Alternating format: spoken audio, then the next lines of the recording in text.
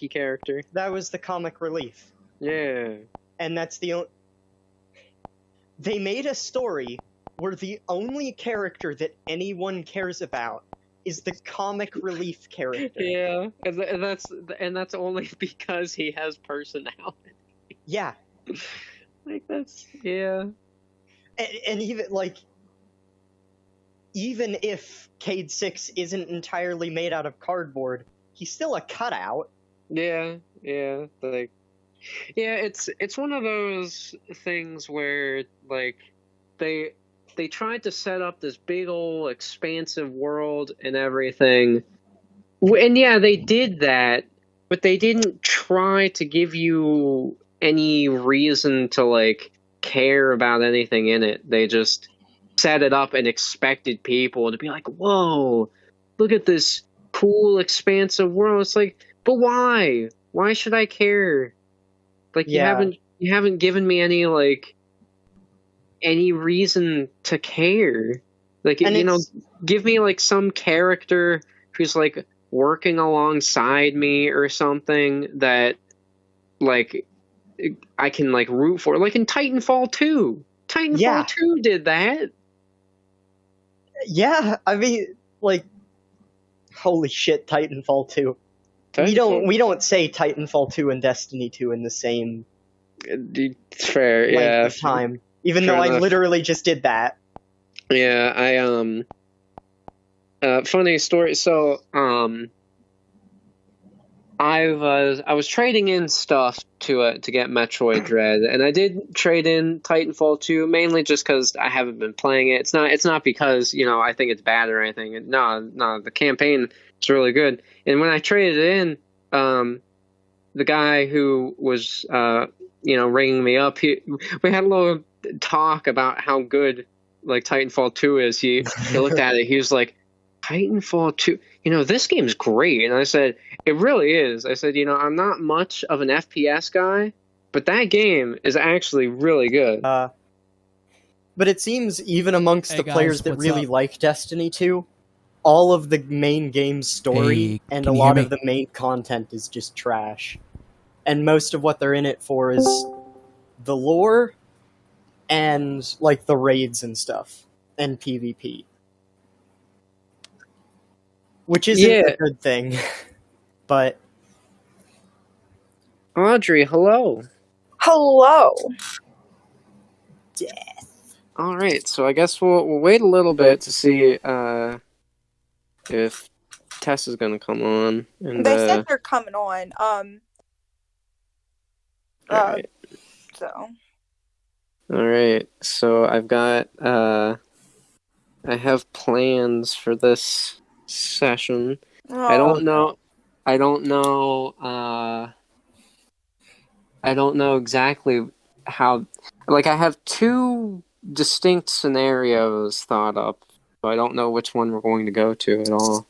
Depends on our characters. Oh yeah. I got stung by a mystery wasp. Oh. Yeah, that was fun. Apparently it both stung and bit me, so it gave me a little kiss before it left. Oh, yeah. It was like, I only figured out that something stung me, I mean, partially because...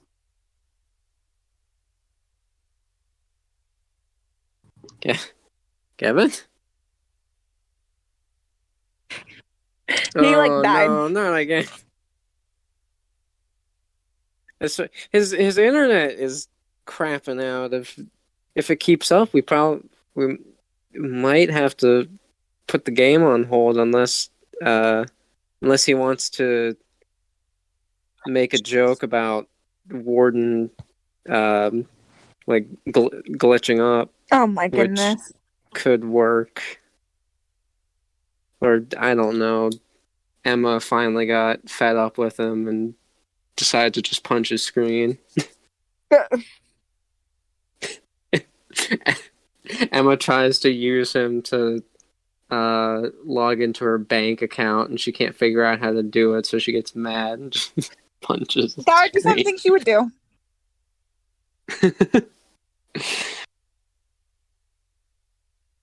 Oh yeah.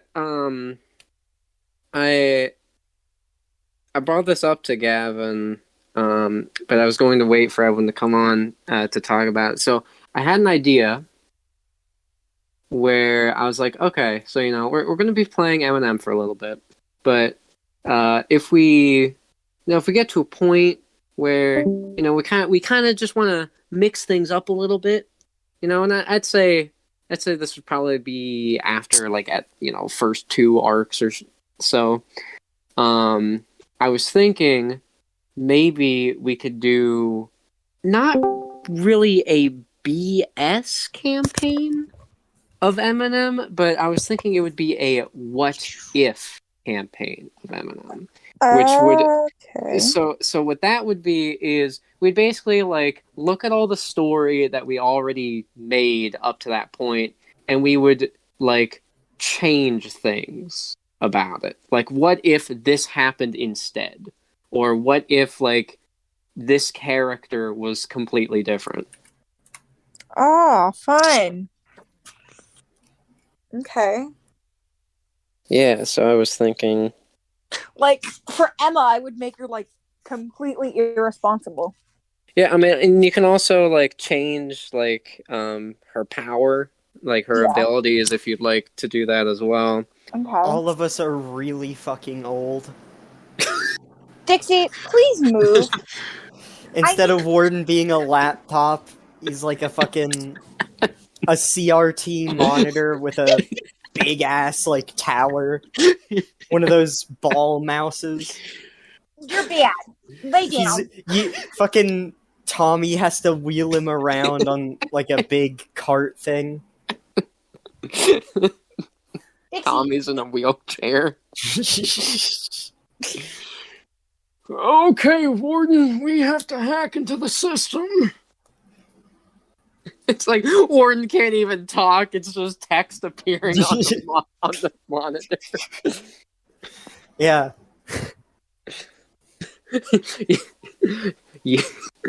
You got it, Tommy. Oh my god. Download. I'm gonna fucking set up, because you can set up Discord to where you can use like a text-to-speech program and run it through your mic. Yes. Oh, that would be miserable. Because I'd have to sit there and type all of my responses out, too. It would be realistic. It's like it's taking Warden an extra time to process things. Yeah. Lay down. Lay down. Yeah, I was thinking, and of course I don't have any ideas really yet for what like the what if would be, but I was kind of thinking if we did a what if campaign, I would I had two thoughts. I would either use a different character as my character. It would be a character who will show up like in the normal campaign, but I would be them instead, and then Dan would not have gotten the Scarlet Scorpion. Or Dan would have gotten a different power that was not the Scarlet Scorpion. Oh yeah, I've been thinking a lot about backstories too for characters, especially for Dan. Like, I'm going to be honest, I didn't have much of a backstory for him, but I do now. Yeah, I had to dial back the amount of shit I was trying to come up for Isaac. Or come up with for Isaac. I think that's what I have now is about the only backstory I'm going to make. Which, yeah, I think that's good. Because, like, for Dan, his backstory isn't that in-depth. I can even, like, just say what it is right now, because I don't know, like, I want him to, like, reveal it to the group, but it's not really going to be anything plot-related. Like, it's not connected to anything. It's just, like, a separate backstory. So I can go into that if you'd like. Okay. Sure. Wait, no. All right, actually, want to save it? No. Yes. Okay. All right.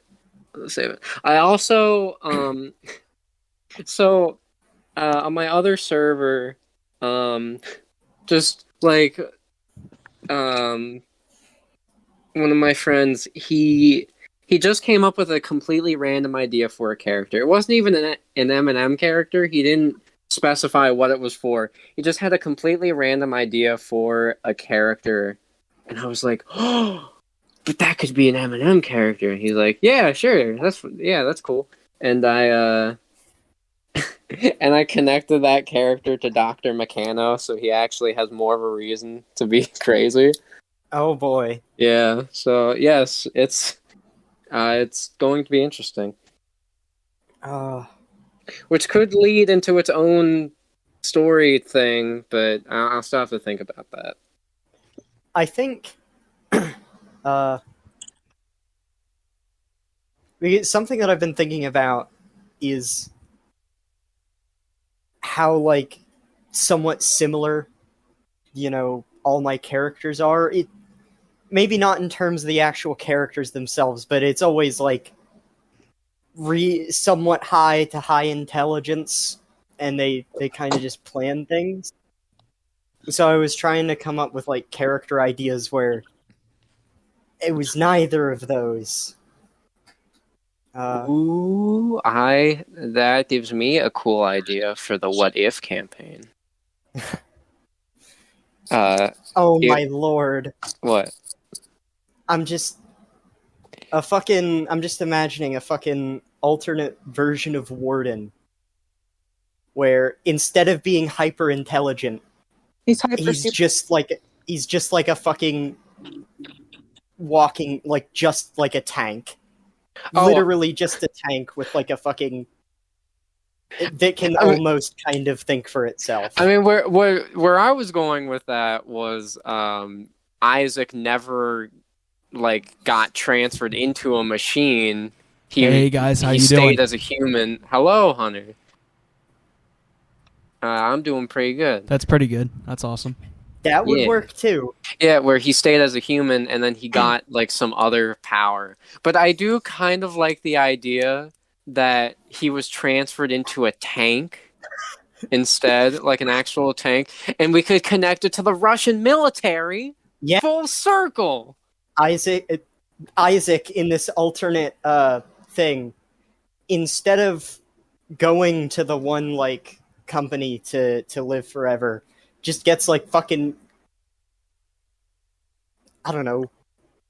He gets in quotes offered to have his consciousness stuffed into a fucking hyper advanced T-34. Yeah, like I'm just imagining, like, it also has, like, 2 extendable like, giant robot hands. Yes. No, okay. It's going to be like a tank from the 80s, but, like, it has, like, fucking spider legs or some shit. Yes. Something ridiculous like that. Yes. So literally just a T-34 with legs. Right. That's kind of cool. I gotta admit, that's kind of cool. So much. So Isaac gets approached by, like, 3 Russian conscripts, and they're just like, okay, you're going to tell people that we asked you to do this, but get in the fucking car. Yeah. And, like, and, like, the reason they did that is because there's, like, some, like, dangerous mutant Russian terrorist that, like, they tracked down to K-Tierra, and that's why they send Warden there. Oh my god. Yes, I love it. That would also be amazing, because that would make the name Warden make sense. Yes. Because in this universe, it's just because Tommy's a fucking nerd. In that universe, it's because, well, Warden is actually trying to fight, kill, or detain a criminal. Yes. Ah, I love that. I love that already. I like that too. That's awesome. Nice. Oh. Are you free tomorrow? No. I'm expensive every day. I like that. Lord. That's awesome. I mean, I'm a very expensive person. I Take can, me as I can vibe with I that. am. I mean, yeah, I'm pretty sure, like, in, like, the human trafficking markets, everyone's pretty expensive all the time. I'm so If you ever Oh, for feel fuck's down sake. about yourself, remind yourself that someone somewhere would be willing to pay $10,000 for you. Oh my god. no. Yeah. Wow. That's Just very wow. reassuring. Thanks. I actually have no idea how much, like, humans are worth in the human It's trafficking not- market. I It don't could see be the like point in 2 knowing. cents. Wow. It's also not that little. Right. Man. It's like 2,000. 2,000. Yeah. Okay, 2,000 is definitely more reasonable than 10,000. So I just want to say I've been having a lot of fun thinking about when the black cat will truly reveal itself. And I'm thinking it will be when the alien invasion happens, I believe. I am so fucking excited for that. Holy shit. I'm excited for that too, because I've been planning out character arcs. I did tell you I'm planning to give Tommy his own character arc too.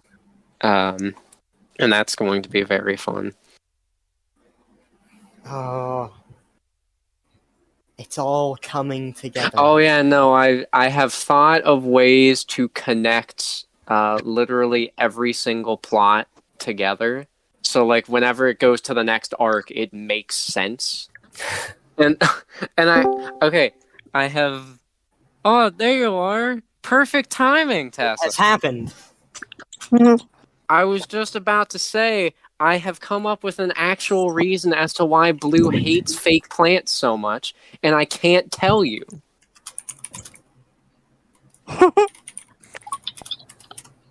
But there is a reason why they hate fake plants so much.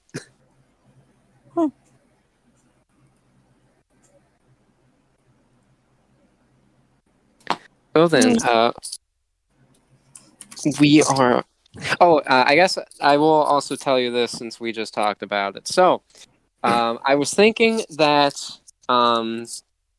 later, if we kind of get a little bored, just, because we've been using the same characters for a while, and if we want to mix things up a little bit, I was thinking instead of doing a BS Eminem campaign, I was thinking instead we could do a what if Eminem campaign, where we would look at the story that we already made and change things about it to make it essentially a completely different story, even though it uses like the same setting and it has like the characters are like the same name. They have the same names and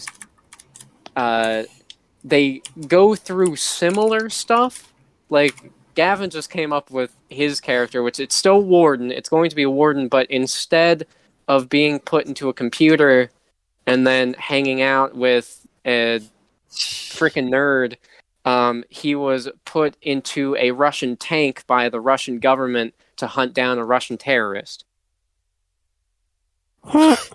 I should mention it's a Russian tank with robot arms and spider legs. So. And it's a tank from the 80s. Yeah, it's a tank from the 80s. Because why not? Because Russians. Yes, because Russians.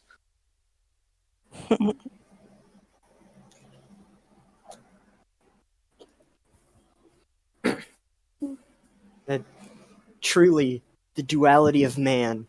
Laptop and T-34. Yes. So, if you would like to think about the what-if version of Blue, or if you want to make a completely different character, and Blue will serve some other purpose in the what-if story, you are also completely free to do that as well.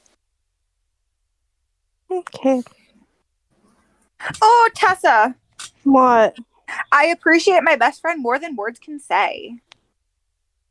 Yes. I think it might be more.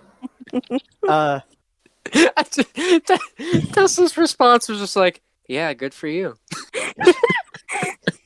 Keep reading. Same, but that was random. Well, I'm being tagged in, like, I have on Facebook, I'm tagged in over 17... Wait, hold on. 73 different things. Wow, so I'm that's a going lot. through and reading them all. Yeah. And that was just one of the things I was tagged in. Crazy. Well then. Real crazy. Okay. That's nice. So I'm thinking it might be a bit more balanced if instead of a tank, it's an APC. Just because I feel like a lot of fights would either be over quickly because it's a tank, or take really long because something that can survive like an 120mm smooth. They don't have T-34s. Don't have smooth bores. I actually also don't know if they have 120mm, like 90mm fucking like cannon shell directly to the face. Doesn't feel good for most things. Not most, but I mean we are going up against super powered individuals, which I think is pretty cool. That's I'm just concerned that like balancing some or balancing the fight so that they're challenging for the tank might make it more difficult for some of the other characters. Right. But I actually don't know because so the way I look at it, because it would take like longer for him to actually like aim. Because you gotta imagine like in most instances, he'd be fighting against like human-sized targets, so they're a lot smaller, like a single target, and that would be a lot smaller than like firing at other tanks or like an entire army. So it would be kind of hard to fully like aim at that. And if like for example, if they have like a speed ability or something like that. I'm imagining some of like the fucking funnier moments where the other characters get the villain to go on some monologue, and when it's over, it's just like Warden has positioned the barrel so that the tip is like touching the back of their head. I'm just imagining it's like that it's like that part in Guardians of the Galaxy where the villain is literally about to win, and then Peter Quill, he just starts dancing and like he starts singing a song, and the villain's like, what are you doing? Why are you doing that? God. And then he's like, 'cause I'm distracting you, idiot. That's a good movie. God, it is. Tessa, I hope you enjoy that movie if you haven't gotten to it yet, because yeah, I haven't gotten to it yet. Oh, it's a good movie. It's fun. It's a very fun movie. Oh my god! What? The character equivalent to that version of Warden is going to be the Caravan from the fucking D&D campaign. Yes. All the other characters can just like sit on the side or some shit. Yeah, I'm trying to think what the what if version of Dan would be. Oh man, I do kind of like the idea that he just never got the Scorpion, which would also mean he never became a hero, because him becoming a hero is directly linked to him becoming the Scorpion. So, yeah, I think I'll actually be a different character. Ooh, that could be interesting. That version of Warden will still be like sentient, just not particularly I might intelligent. honestly be a what if version of Tommy, where he actually becomes a full-fledged superhero. Ooh. Yeah. Okay. God. Like there's just so much like potential here. It's great.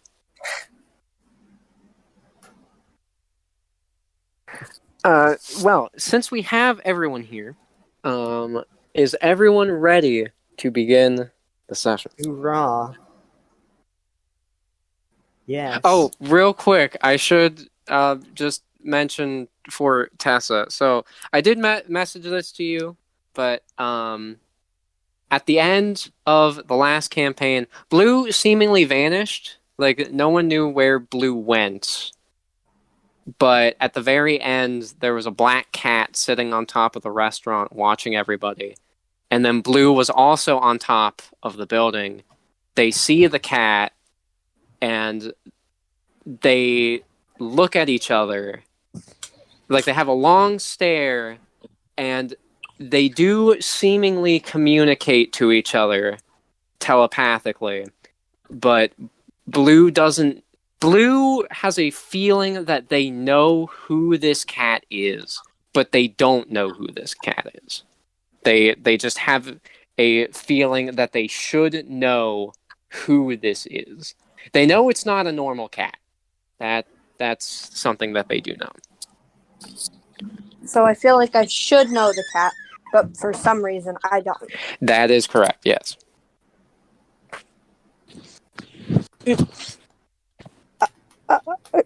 Wait. Oh my god. I am not running Destiny 2 or PlanetSide 2 Discord. That's not what's happening. Okay, so now with that out of the way, if everyone is ready, we may begin. Okay, sorry. All right, that is okay. I So, was like shock. So we start off this session with our characters all meeting up at the coffee shop as they... Oh, no, wait. Last session... Didn't Emma give them her address? Yes. That's right, okay. Yes. So, did she... like tell them all to come to her house before, like in the morning before she went to school, or are they meeting up at the coffee shop right now? Well, she told him to come after school. Okay, after school. Okay, so does she go? Does she go to the coffee shop? I guess I should. Duh. Okay, all right. So then, yes, we do meet up at the coffee shop where all the characters conveniently are just there because, hey, that's just their spot. Now, is Blue also there? Yes. Okay. So Blue is also conveniently there. Well, of course, Blue got a vision that they were all going to meet up here, but Blue doesn't know about their plan. So Blue is just kind of there because they're all meeting there. So, Blue is just there. And Dan just gets his latte, and he sits down at the table with Warden and Tommy. Tommy is looking at the newspaper, and Emma bursts through the door because she's already not had a good morning. She didn't sleep well last night, not only because she was pretty upset about the whole robot version of herself thing, but I knew I was going to forget how to say her little sister's name. Evie. That's right, thank you. And she was also just like worried about Evie and how she was doing after that whole situation, because despite her going out and fighting crime, luckily nothing has ever happened to Evie. Like, no criminal has like broken into her house to try to take Evie.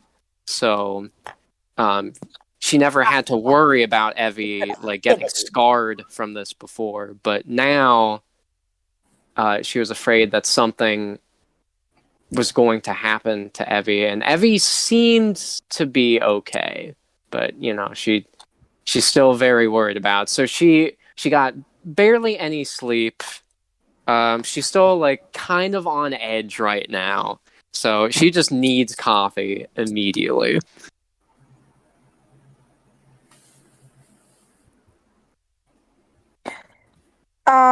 She wants to go up, like stomp up to like the coffee, to the coffee. I need coffee. Oh yeah, you step up to the coffee. I do have coffee. Lucky.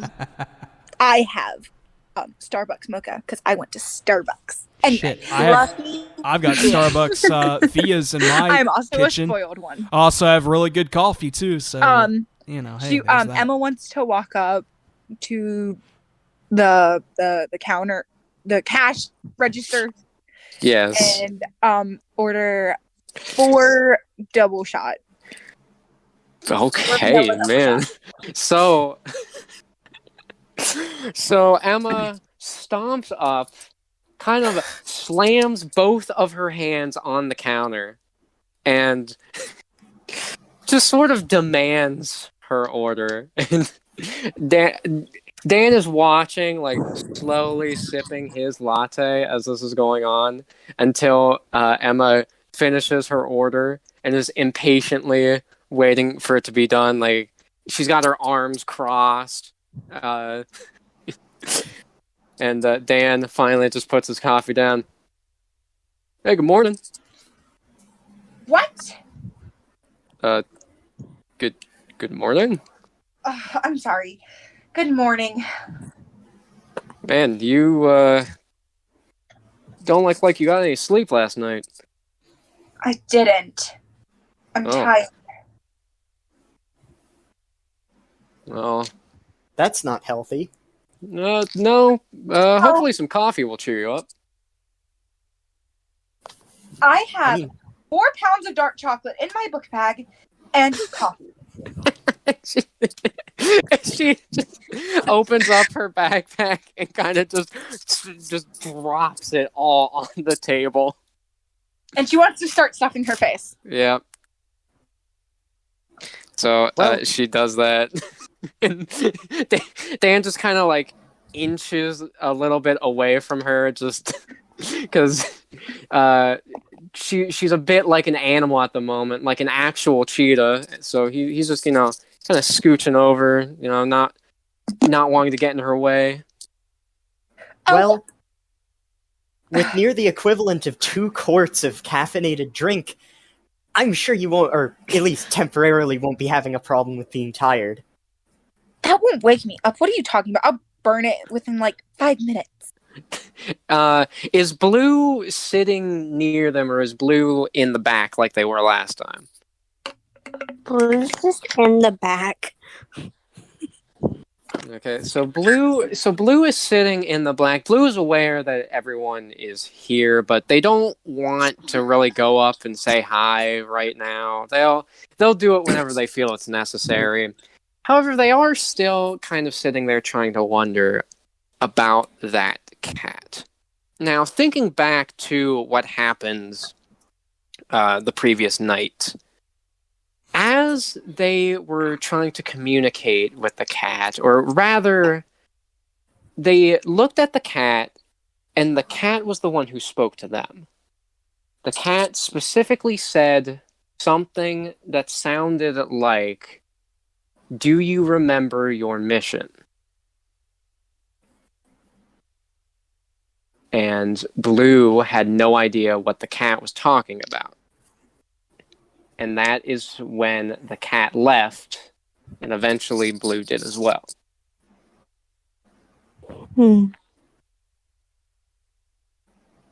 Now, with the group at the table, Emma did get her coffees and was just kind of just chugging them all down pretty much. I need more.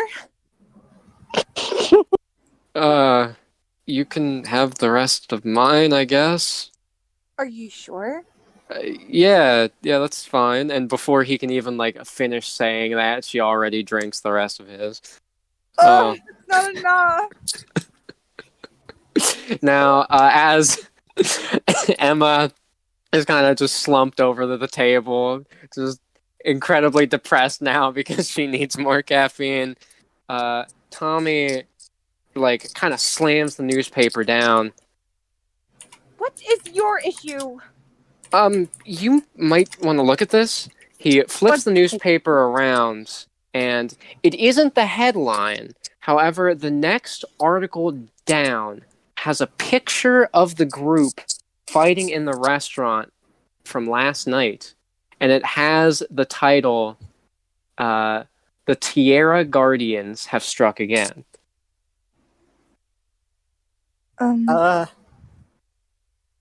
This is mildly concerning. We're a group now? That's a nice picture. Okay, stop being so, like... Is it of similar resolution to the last one, do you think?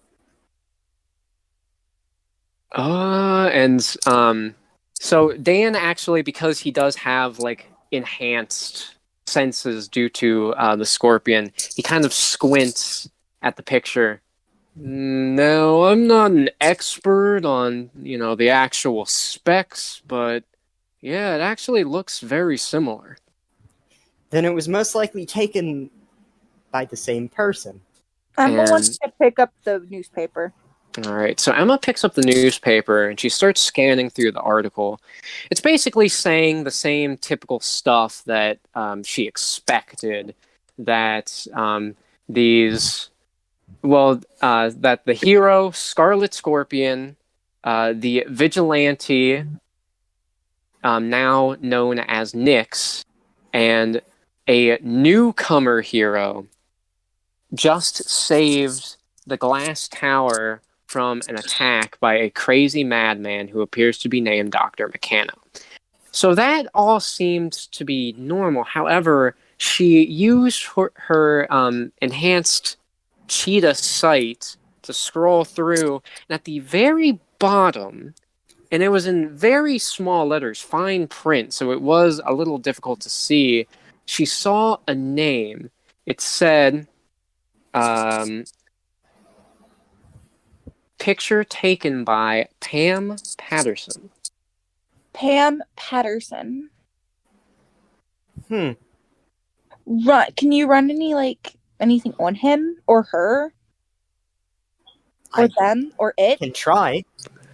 So Warden starts looking through all the databases, and oddly enough, this was a very easy thing to find. He just had to go to the Tierra Times website. The Tierra Times is the name of the newspaper, since it is a local newspaper. And scrolling through, because they do have the names of all of the editors, writers, and photographers who work for the Tierra Times, sure enough, he found the profile for Pam Patterson. She was a 21-year-old investigative reporter who mainly is known for her photography. This doesn't make a whole lot of sense. I don't recall anyone else being present during our first skirmish. Yeah, I would have picked up somebody, unless, well... And this seems like a pretty powerful, expensive camera. Did nobody notice anyone in the restaurant with a camera? I mean... They all try thinking back. Now, Blue was listening into this, and no one else knew, but Blue had actually pinpointed the person with the camera. They didn't know the name of this person, but they did identify that there was a person with a camera watching them. In fact, when Blue disappeared initially, it was because they were actually watching this person. Blue wants to go over there and, tell them about it. Okay, so Blue finally gets up and decides to walk over because while this is important information, Blue also just kind of wants to gloat that they figured that out before anyone else did. It's important information, but Blue also likes to be right about things that other people don't know. Yes. Oh. So Blue walks over, and very casually too. Like the others didn't even know that they were in the shop. So when Blue walks up, they all get surprised. Blue, I didn't even see you here. That was kind of the whole point. Hey, where did you go last night? We were trying to look for you. I went to go find the person with the camera. They'd been watching you for a while. Because that's not true that you're eavesdropping on our conversation. Wait a minute. Well, clearly they've not been the only one eavesdropping on our conversations. Yeah, maybe we should start meeting at my house. Tommy, so Tommy, he pulls Warden over. He starts typing something. And he actually, so they're still on the Tierra Times website, and he starts pulling up older articles, specifically articles about Scarlet Scorpion and Nyx. And as he's scrolling through the articles, and he's able to find that the photographer for those articles was also Pam Patterson. She's right. This Pam person, she's been watching you guys for a long time. So how come our fight with the clay monster wasn't in the paper? I don't know. Are we sure it wasn't? Tommy tries to look it up. However, something odd does happen. He searches it up on the Tierra Times, and there's no article found. But then he tries to just search it up. Oh.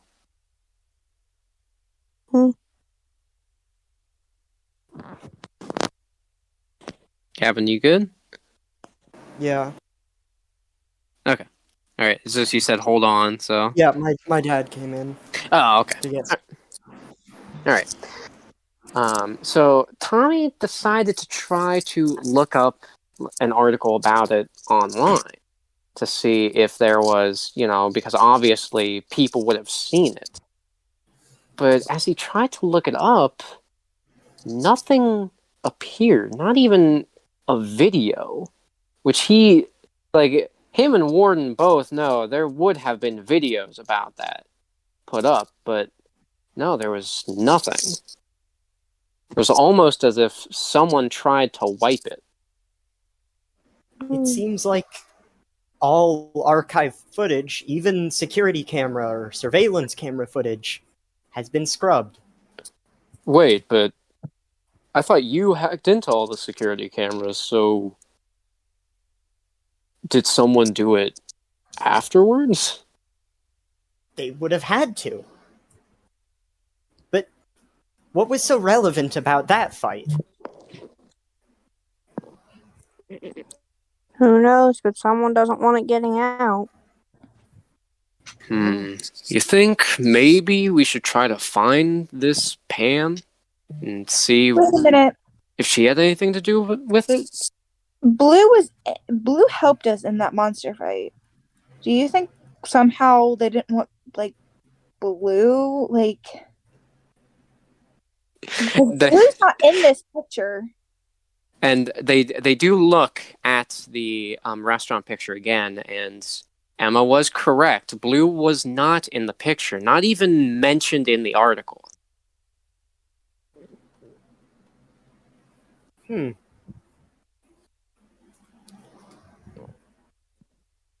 Perhaps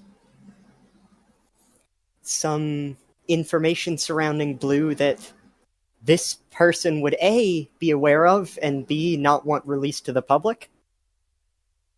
Even the existence of Blue? Or we're just jumping to conclusions. Don't ask That is me. true as well. Correlation certainly doesn't equal causation, but we currently don't have any other... Shush. Hey guys, I'll be right back. I have no brain cells right now. I am aware. Please don't speak big talk. I gotta go to class. All right. Emma it just kind of speeds out immediately because she was not in a mood at all to deal with any of this right now. So she just tried her best to put on her fake smile and went off to class. So, Did they just forget that Blue was standing there too at the end of that? At the end of what? Like, not at the end of that. I don't know what I'm talking about. Like, whenever Emma had said that, like, talking about Blue, like, No, there. Emma knew she was there. Okay, because, like, it just kind of sounded like the way Emma was talking. She was like, Blue's not in this. Oh. Like, I didn't mean and then no one asked Blue anything. Yeah, Blue was literally in that fight. Like, Blue actively took part. Yeah, but, like, Blue was not in this picture.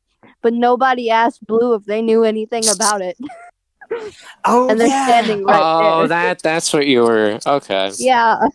I like to imagine that Warden is just not... Warden's kind of out in space. I mean, you already know Dan's out in space. Dan's not that bright. As for why Tommy hasn't asked... so the reason why Tommy didn't ask, or no one has really asked yet. Well, I mean, yeah, that's partially it, but it's also because there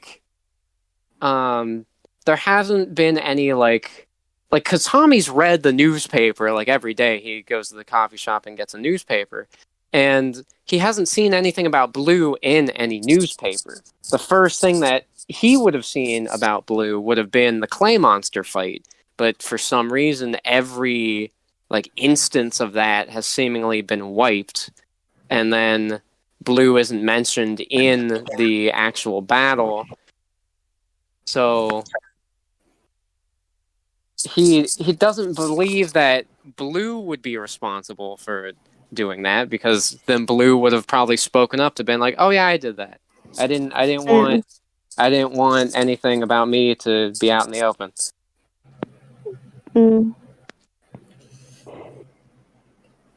Tommy.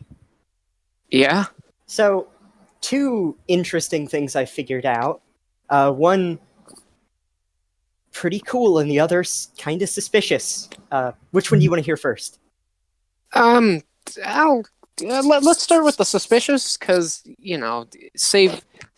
tell the bad first, tell the good second. Right? All right. So, after having interfaced with that drone, I didn't pay that much mind to this at first, but I had noticed that I had lost a couple megabytes of storage space. Now, this isn't really anything to be concerned about. It is very likely that it was just some sort of firmware that was auto-installed onto my hard drive. But it's somewhat odd that a drone like that would have megabytes worth of firmware, or auto-installing firmware. Yeah, that's weird. However, I can take a look if you want. I've mostly isolated it. It doesn't seem to be doing anything. I can't actually see what it's in, or even where it is on my hard drive, but nothing else has changed. So wow. it is very likely that it's just firmware, and because of how rudimentary it is, I just can't gain proper conventional access to it. If you think it's all right, then I trust you. I'll try to run some more diagnostics, see how much I can probe into it. But I'm not terribly worried. All right. What's the cool thing then?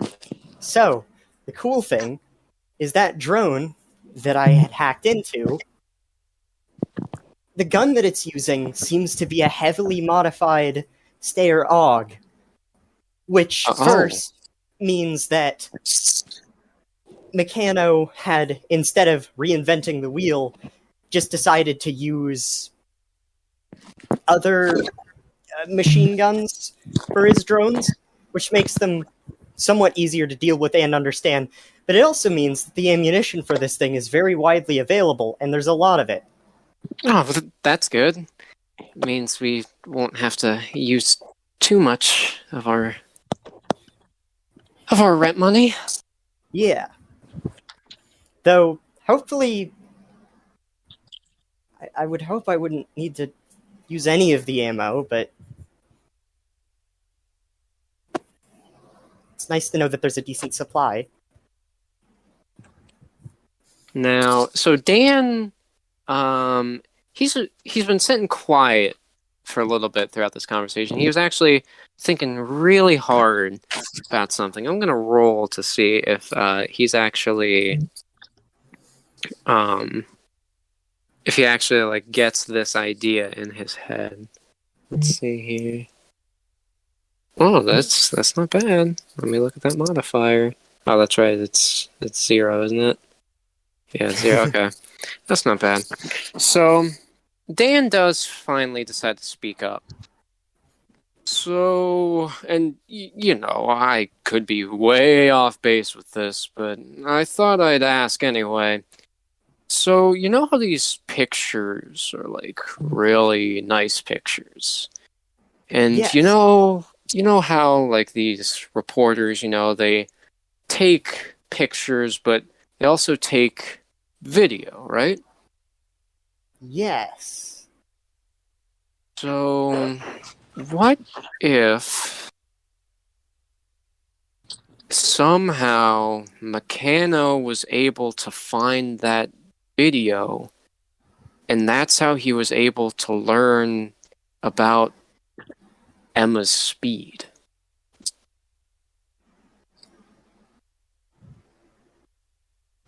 That would be possible, especially because it's a high-quality camera, and it would be able to shoot video at very high frame rates. Yeah, Dan, I think you're onto something, actually. If he could somehow hack into her computer and find all those files, or even just her camera, and since she's been covering you guys for a while, if he figured that out and was able to hack in, he would have all of that data. Is it at all possible that it wasn't a hack? I guess there's only one way we can really find out. Yes. So with that, they all decide to actually go and try to confront this Pam Patterson at a later time, whenever Emma is off of school. Now, Blue was also informed of this plan. Does Blue agree to also go and try to figure out what's going on?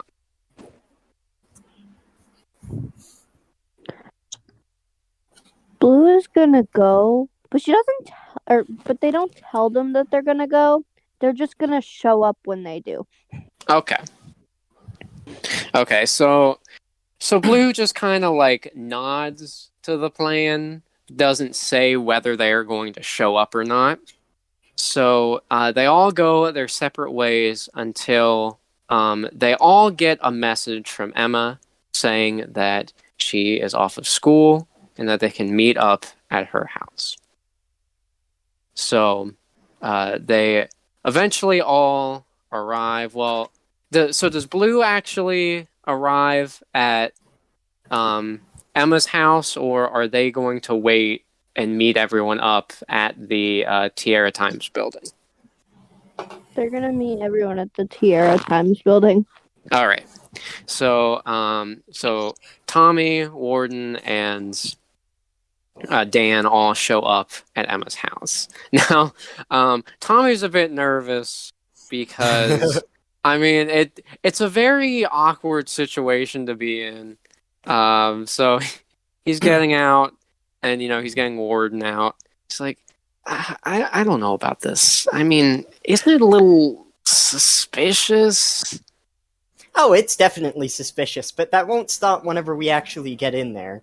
You're holding a computer with a face and a voice. I mean, yeah, I guess you're right. So, and of course, Dan's just walking out of his car, full armor, and just like casually knocks on the door. See, we don't have anything to worry about. We won't get shot first. That's good, I guess. I actually don't recall what the gun laws here are. This is something I should have researched beforehand. He gets an email again, and it's the Russians still mad about the Bitcoin. Oh, son of a bitch! Okay, at that point, Emma wants to open the door. Sorry, I'm not a son of a bitch. I'm a daughter of a bitch. And oh my god, you could have been more. Oh, whatever. Come in. Now, don't get mud all over the floors. Oh, sorry. And Dan Tommy, tries to wipe off his feet. Your shoe's untied. I thought something was wrong. Warden. I mean, computer guy, whatever his name is. It's Warden. She takes Warden as Tommy tries to tie his shoe, and eventually they all go inside. Now, Evie's upstairs, just kind of away from the group. I'm going to go take Snack up to Evie. She's doing her homework. If you're going to sit on the couches, do not get them dirty.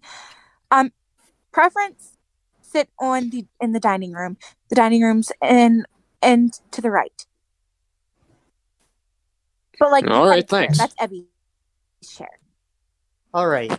So, Tommy, Scarlet, I've been spending the car ride up here trying to gain access to the Tierra Times databases to see if I could find anything more about Pam.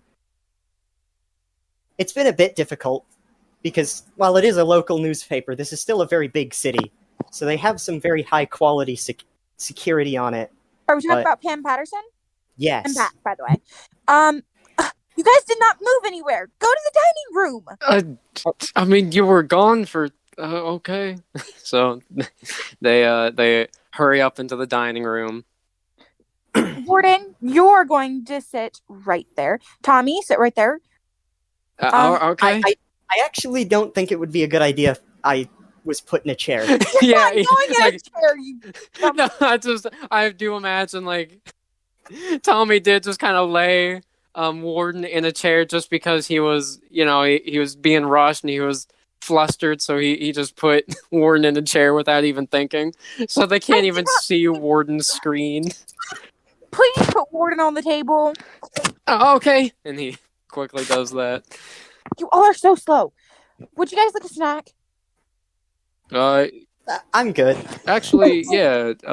Do you have any celery? What? I was just asking you if you have any celery. I mean, these calories. I have fattening food. All right then. I mean, it's easy on the mandibles, Evie might have celery. I don't know. What? I'm a cheetah. For God's sake, why would I have celery?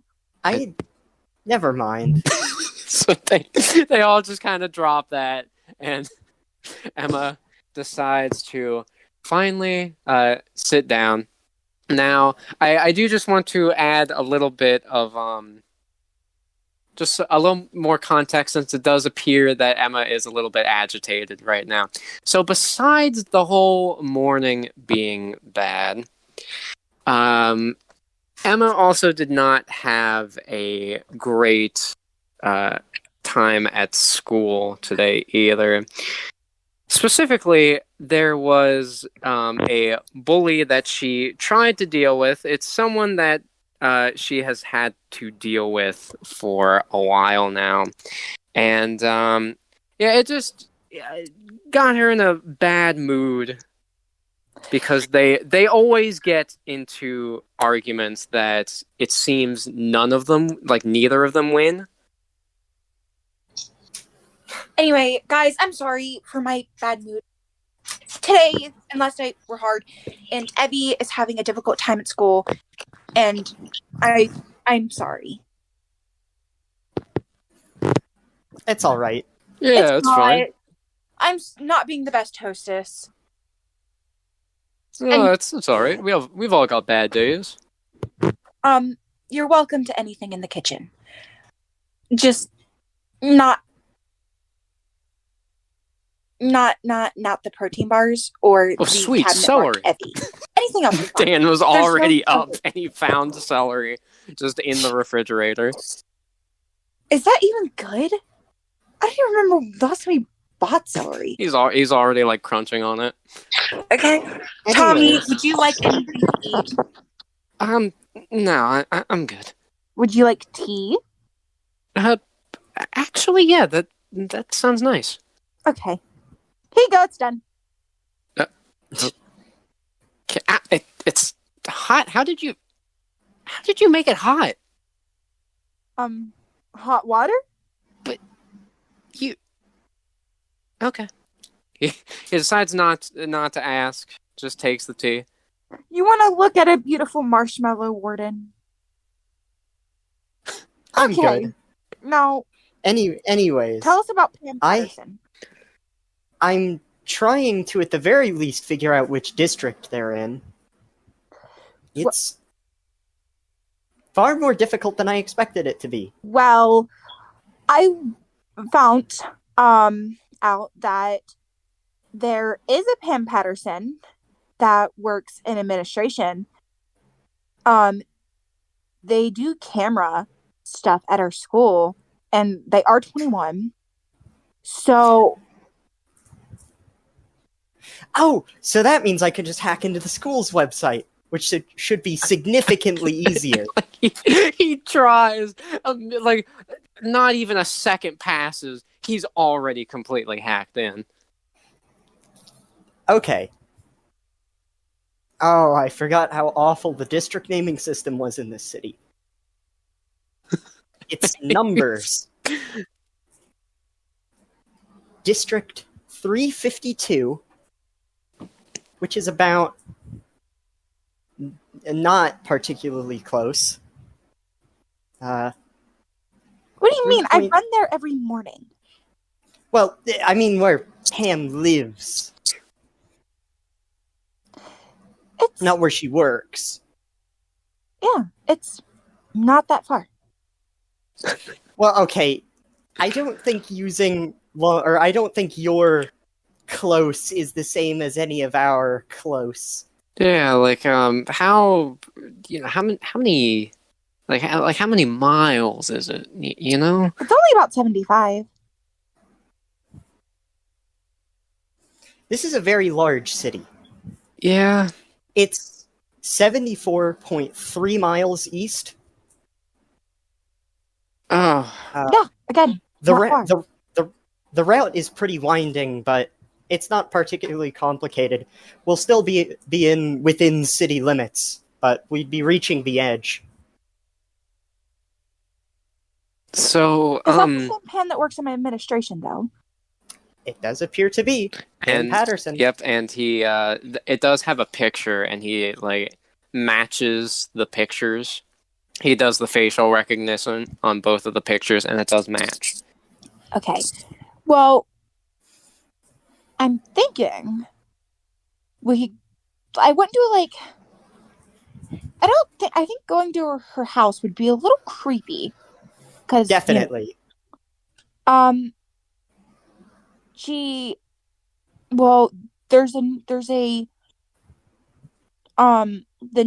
There's a newspaper place about 10 miles away from my school. I think that might be where she works after school. We could go there. So we could go there, and ask to see her.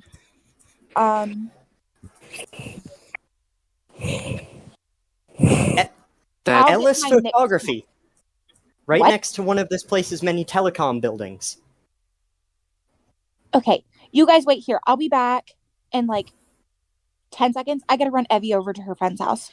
So she quickly runs out of the house, and they look over at Dan, who is currently washing his mouth out with the sink. Dan, are you all right? No. The celery. No, that's expired. That's yeah. Oh yeah. Oh yeah. I'm back. Hey. I do apologize. Your sink is a mess. So it's fine. Do I need to stock up on celery for you? Well, it would be nice. I would prefer to have our meetings here. Only because if you guys come in through the back door, nobody will see you. Oh, that's good to know. Okay. And people don't tend to see me anyways, so I'm not terribly concerned. Warden, shush. I'm talking about Armor Dude. Oh, yeah, that does make sense. It would look very suspicious. Suspicious? Yes. Constantly having Scarlet Scorpion at my hand. And a white nerd. Yeah. Hey, you know, and you don't have to answer, but I was just taking a look around your house, and do you have any parents? No. Oh, okay. Never mind. Don't. Sorry, I asked. It's fine. Don't worry about it. This is a very interesting development. Warden, do you not know what the word shush means? I know what it means. Can you I know what every word means. He brings up he goes to dictionary.com. Can you fulfill the action of shushing? No. Why? I don't want to. That's not Blue. So Blue has actually been in the house this whole time. They just didn't know that they were there because Blue was levitating up like near the very top of the ceiling. Blue is at like very top of the ceiling in the back corner, so none of them have paid attention until Blue just makes the offhand comment out of nowhere. If you did not get down from there, I swear I will climb up these walls and drag you down. If I had hair, it would be standing on its ends right now. Warden, shush! How do you do that? Like every time you're able to just. It's like you can teleport or something. Probably because they can. Anyway, I have security cameras installed now. Warden, I want you to keep track of them. You're so bossy. My security cameras. Oh. Not so bossy. Okay, I'm going to go change into my costume. Be back in like 5 seconds. She goes. She comes back. I guess I should say, does Blue have a hero costume, or is their costume just what they normally wear? Their costume is what they normally wear. All right. Okay, I'm back. Oh. So, speaking of, Tommy. Yeah?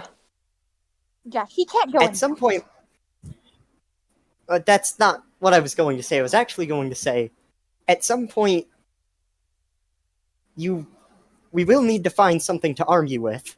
Oh. Come here. There's an armory downstairs. What? What? Come I'm on. not surprised.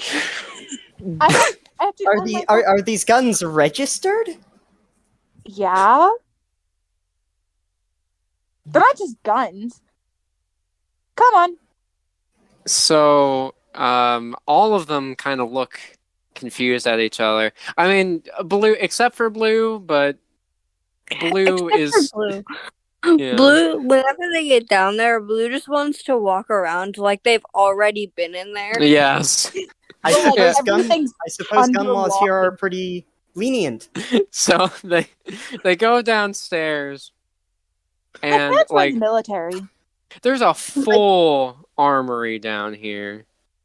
Like Blue just walks around because they were down. Yeah, they were down in the army before they came to join everyone. like Blue. So as Emma turns the lights on, Blue's just kind of like walking to a specific corner of the room and like going to their like favorite batch of like the weapons and just kind of like nodding, like yeah, these are the ones.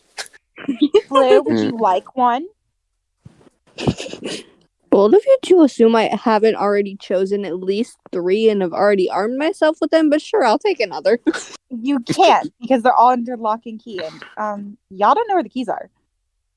And so Warden and Tommy just like mouths agape, just staring at the walls of weapons.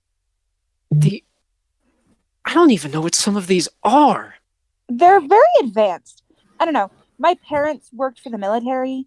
I don't know. Military? Are you? That's sure. That was an experimental smart gun. That was made by the Chinese for a little while. Of course, the development never went anywhere because, well, most smart guns don't function very well and they look awful and are very cumbersome to handle, but Emma wants to go over and take out 5 daggers and get her favorite pink gun. Okay, so she... And while Emma's doing that, Blue just wants to, like, grab them and just show Emma, like, grab, like, 2 daggers from over where she's at, or where they're at. I keep saying it wrong. But from where they're at, and just make Emma so confused on how they got it whenever Emma knows that they don't have the key. Okay, yeah. So Emma walks over, and, she's getting her daggers. However, she looks where the daggers are, and she notices that 2 are missing. She turns around, and Blue, kind of, like, with a big smirk on their face, is using their telekinesis to hover both of the daggers just above their hand. Okay. We only have, like, 4,000 daggers, so please don't lose them. Tommy, I would heavily recommend you try to find the most conventional, low power firearm. Oh, low power? Firearm, specifically. Here, what's your favorite color? I guess green? Here's a green shotgun. And now, she calls it a shotgun. However, as she hands it over to Tommy, it is not at all a typical shotgun. It is incredibly small. Like, it does still take, like, 2 hands to fully hold it, but it's very light. It's very small, and it doesn't even look like any, like, gun that even Warden can bring up. It shoots about, well, anyway, I don't know the finer details of it, but come here. Here's a belt of What? Thanks. You can have them. I just want to say, I love how they're turning Tommy into like the Winter Soldier. It's great. That shotgun, while it is very small, looks like it would somehow be able to take very standard shotgun ammunition. How exactly it uses that ammunition, I'm not sure, because that is exceptionally small for a shotgun. It what is. I know branch of the military did your parents work in? I don't know. I wasn't allowed to know. Did you ever see any insignia? Any acronyms? No, because before they died, they got rid of everything, and I wasn't allowed down here until the night they died. And I guess they knew their death. I don't know. I don't know anything. I wish I did. I tried figuring out stuff, but I just inherited everything. Apparently, they forged papers saying that I was 18, so I could go ahead and get my inheritance. I don't know how everything worked out. I wish I did. And so while they're explaining that, Dan is over in one corner. Now, he's staring at... It looks like it's a large container. It looks to be like a steel container. And there doesn't... Like, it's shut, but there doesn't appear to be like a lock on it or anything. And he tried opening it, but it wouldn't open. Like, there was seemingly no way to open it. Hey, what's this? Now, as Emma looks over, Emma has also been incredibly curious about what is in that container, because she has not been able to open it either, and she was never told what was actually in there. Well, I don't know. She wants to walk over and touch it. So she puts her hand on it, and of course, nothing happens. She is just trying to like pry it open, and still nothing. I tried to try and come open it somehow. Okay, Blue can try their telekinesis. Yeah. Could you roll a 1d20, please? Yeah. In here, see if this works. I don't know what's in here. I wish I did. There's so many containers and stuff that I don't know the password, the locks to. 1d20. Yes, please. I'm actually curious. I want to see. Oh. This is a very strong box. So, Blue tries to use their telekinesis in order to open the container. However, something very odd happens. As they're trying to use their telekinesis, suddenly they feel just like a sharp pain in their head.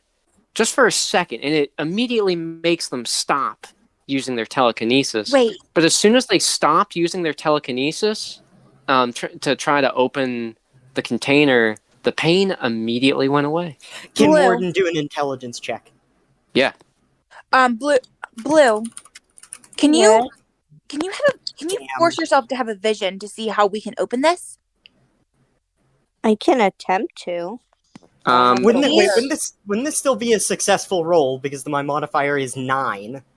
Well, so what is he trying to figure out? I guess we should establish that first. Trying to figure out, like, not exactly why Blue couldn't open it, but just trying to figure out, based off, like, her expressions and stuff, what might have, like, happened. Okay. So, Warden is trying to figure out... Now, has Warden figured out that Blue has, like, telekinetic powers? Well, I guess we should ask that first. That's kind of part of it, I suppose. Okay. So, Warden has pretty much, like, guessed that Blue has telekinetic abilities, just basing them off of what he saw as they fought and their like general power set, he believes that they have telekinesis. Now, he tries to look up whatever this metal is, and it does appear to be steel. However, there are some aspects of it, specifically the fact that it doesn't have that shine that steel typically does. So he can tell it isn't steel, but he can't say what metal it actually is. However, he was able to basically pin down through, his way of looking at things that Blue's telekinesis sort of uses waves, specifically radio waves. And whatever this metal is made from, it seems to be like interfering with those waves. I would highly recommend. However, he isn't able to say exactly how it's interfering with them. I would highly recommend we stop messing with this crate, this box. Warden. It is comprised of a metal that I do not recognize. Something similar to steel. And it has, somehow, anti-telekinetic properties, which suggests that this metal could have potentially been used for the express purpose of not being able to be opened by anyone, including telekinetics, of which the public isn't largely aware exist, I don't imagine. Which means that whoever had owned this box, my parents, things in there, were of an excessively clandestine branch of some government or military. Whatever is in this box is incredibly dangerous. Well, incredibly. Everything in here is incredibly dangerous. I don't even know how to word half the stuff in here. But is everything in here in a box that is made of a mysterious steel-like material that has anti-telekinetic properties? There's stuff that I think is behind glass that looks like is in jars like slime, and I don't know what it is. It's all really creepy, and I wish my parents would have explained to me what half the stuff is. Still, I generally don't like going off estimation and assumption, but here I think that would be a very good idea. We should estimate, and we should assume that whatever is in this box should stay in this box until we know what this box is and where it came from. I mean, where's the fun in that, though? Dan? Yeah? I'm not Dan. Warden? Yes? If I gave you the names of my parents one day, would you help me look them up and see what they did? See if you could figure out anything about them? I could try, but in my current state,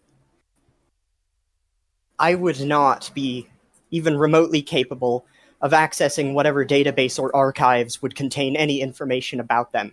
Well, if they had purged all insignia and documents relating to their occupation within whatever group they were in, it could even potentially be the same for all virtual documentation.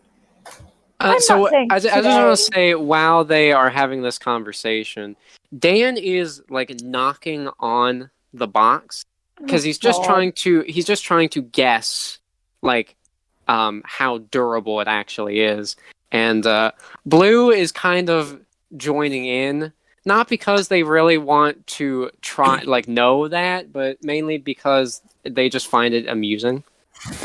Will you guys please stop knocking on the box and so we can go see Pam? Sorry, I just want to see. And I don't know if this is completely correct, but it seems like whatever this is made of is harder than my armor. I have armor made out of that stuff back in the room. Do you have any idea, like... Okay, I actually forget what that one durability test was. Was it the Moe's durability test? Like, where you scratch something with another thing to figure out how, like, durable it is? Let's just say yes. Okay. Because I honestly don't know. Do you know how durable your armor is on the most scale? From a 1.0 to, I think it's, the maximum is 9.0? 9.0 being diamond. Diamond is 10. Oh, okay, is diamond he... is 10. Yeah, he's asking Dan. Okay, he's asking Dan. So, Dan, he actually does do, like, the scratch on it. Now, due to his archaeological work, he has done this test many times. And he looks at the scratch, in his... he's squinting, looking at it, and then his eyes widen. So this could just be my eyes messing with me, or this is higher than diamond. That is... What? I don't believe that's possible. What did my parents do?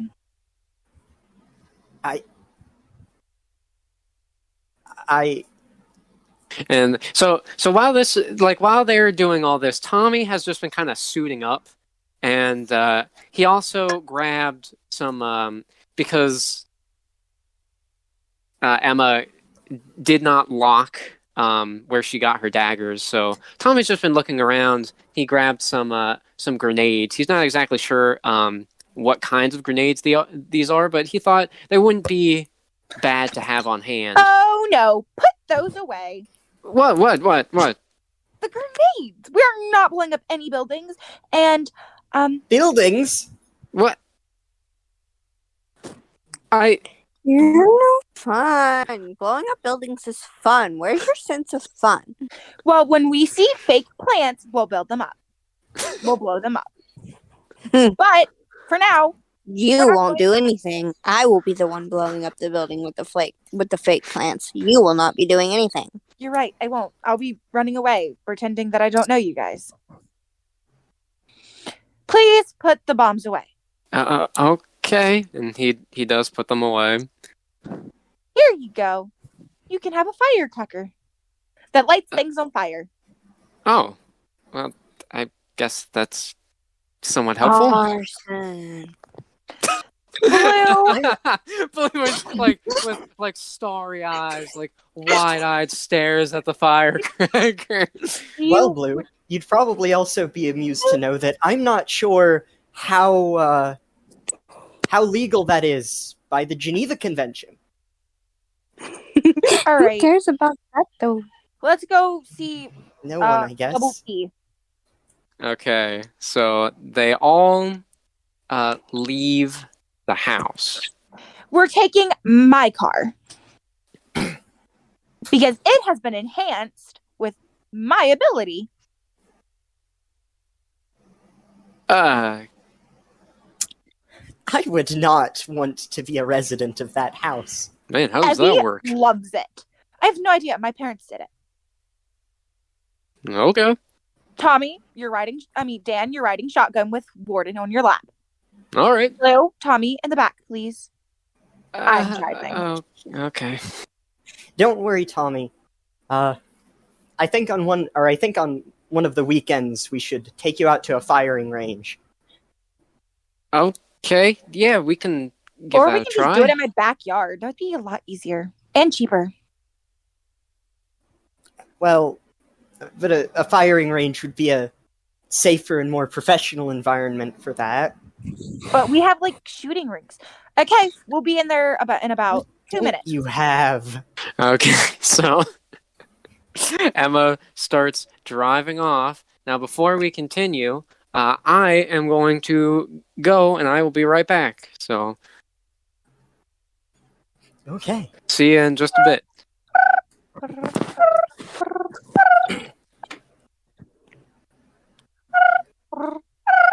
What are you doing? Stop it.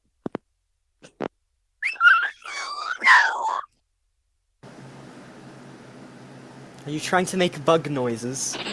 No. You were doing like a cricket imitation before, and then I like was? and then like a dying cicada. Thanks. I'm a dying cicada. I didn't say you were a dying cicada, just that you were doing the dying cicada like noise. Impression. Yeah. That is not a dying cicada. That's a dying pig. It kind of sounded like a cat in a blender, but I mean, I've not put that many cats in blenders to know what that sounds like. Oh my god. Tessa, you didn't put the kittens in a blender, did you? No, I did not put the kittens in a blender. I don't know. You seem pretty familiar, specifically with the sounds of blended kitten. No, she said blended cat. Ah, blended kitty. Feline smoothie.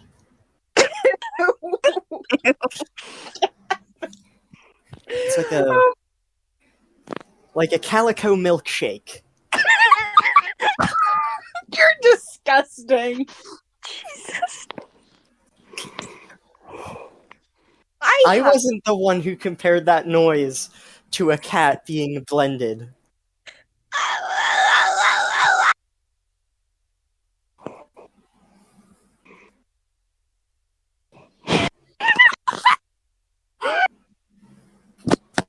Sounds like a person being blended.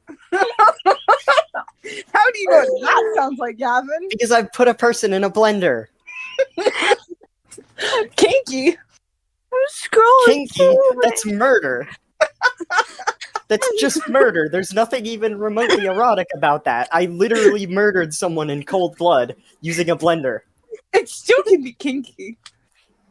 It can be anything can be kinky, but there's nothing inherently or even like morally. There's nothing inherently or metaphorically erotic about the statement, I have blended someone. I have murdered someone in cold blood and disposed of their corpse in the fucking garbage disposal. Okay, I'm dying. Are you Jeffrey Dahmer or some shit? Gavin, are there a few people you want to murder? Anyone I wanted to murder, I have already murdered. That's a scary thought. As I've said to Jared, as many times as I've thought about murder, I've never actually murdered someone. There's been multiple people I've wanted to. Most common target is your mother. You see, the joke is that I've never murdered anyone, because I've never wanted to murder someone. I have. Oh, congratulations. Did I tell you she tries to friend me on Facebook all the time? Yeah, I know. You've told me. You also asked me if I wanted her Facebook, and I told you that's probably not a safe idea. Oh, bro! Like, next weekend, Jeff's going somewhere. Are you guys busy next weekend, Tessa?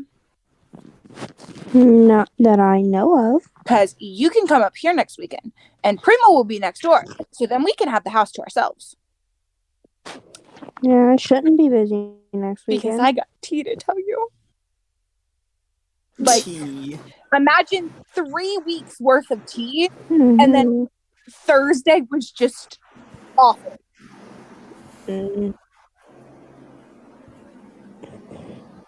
Yeah, I was in the hospital on Thursday. Fun. Why? I didn't tell you? No. We didn't talk on Thursday. And I tried to call you yesterday. And every time I tried to call you yesterday, you were busy. I'm sorry. I've been busy like all weekend. No, I was in the hospital for like 5 hours on Thursday. Why? Like, oh. I don't know. I just... Because I passed out in the girls' bathroom. Oh. What'd you do that for? Because I had a panic attack. And Rochelle apparently found me and was freaking out. Well, that's a nice part of the story to just come back to. I thought I told you. No. Oh. Oh, well. I'm fine now. Not Man, well. I've been... Like, I keep hearing about other people losing consciousness. I've been ahead with a brick, and I've yet to unwillingly lose consciousness. Oh. I imagine it's fucking terrifying. Well, at least to wake up from, because it wouldn't be terrifying in the moment because you're unconscious. Well, okay, so, like, I woke up in, like, the hospital bed with, like, an IV stuck in me.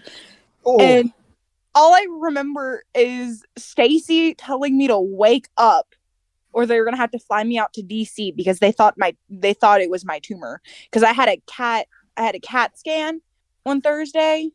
Because that's why, like, Rochelle was freaking out. Yeah, that's a very genuine concern.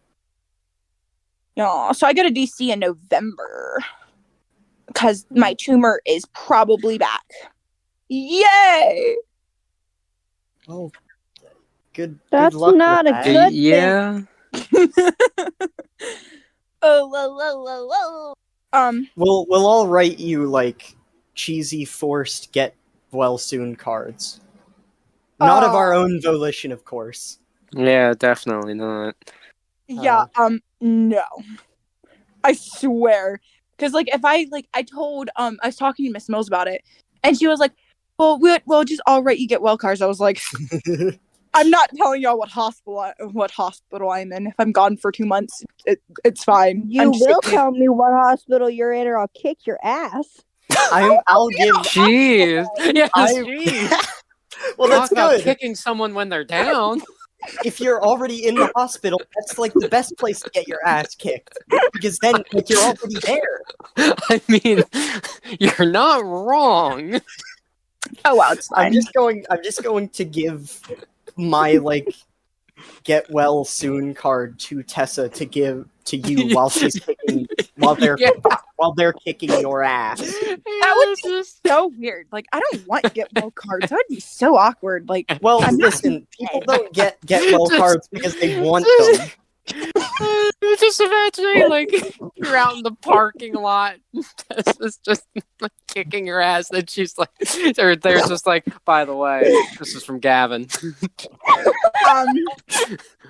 Thanks. I can't read it, but thanks.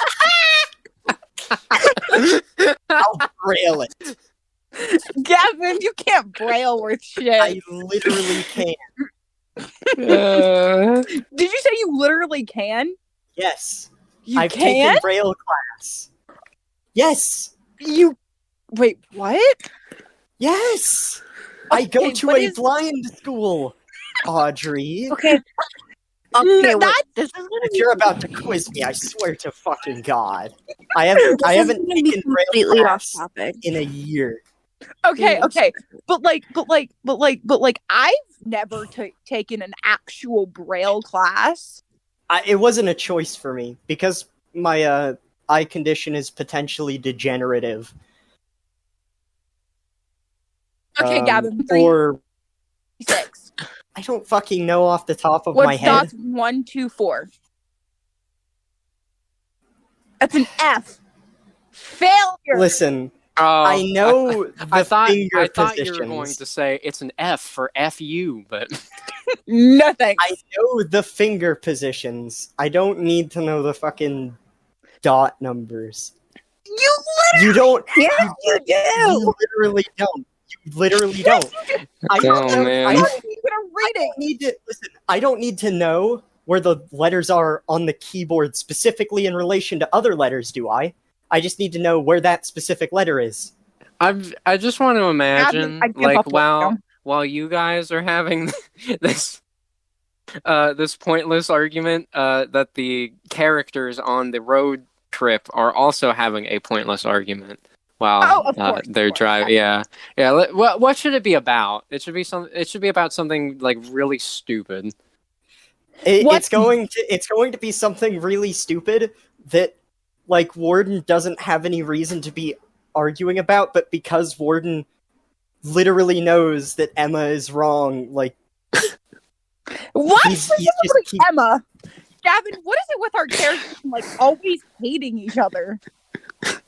I think it just has to do with, like, the character archetypes we're going for.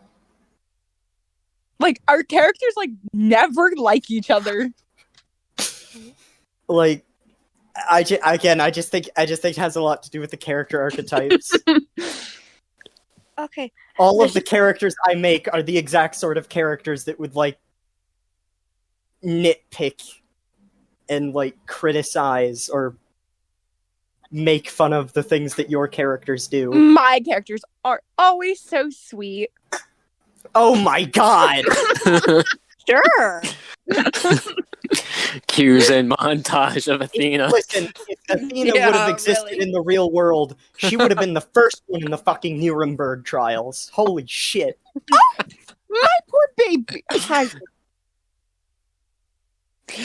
Oh, man. I was not talking about you, baby girl. No, go, get off me. Go. You have so many babies that, like, your babies get confused when you use the word baby to refer to something.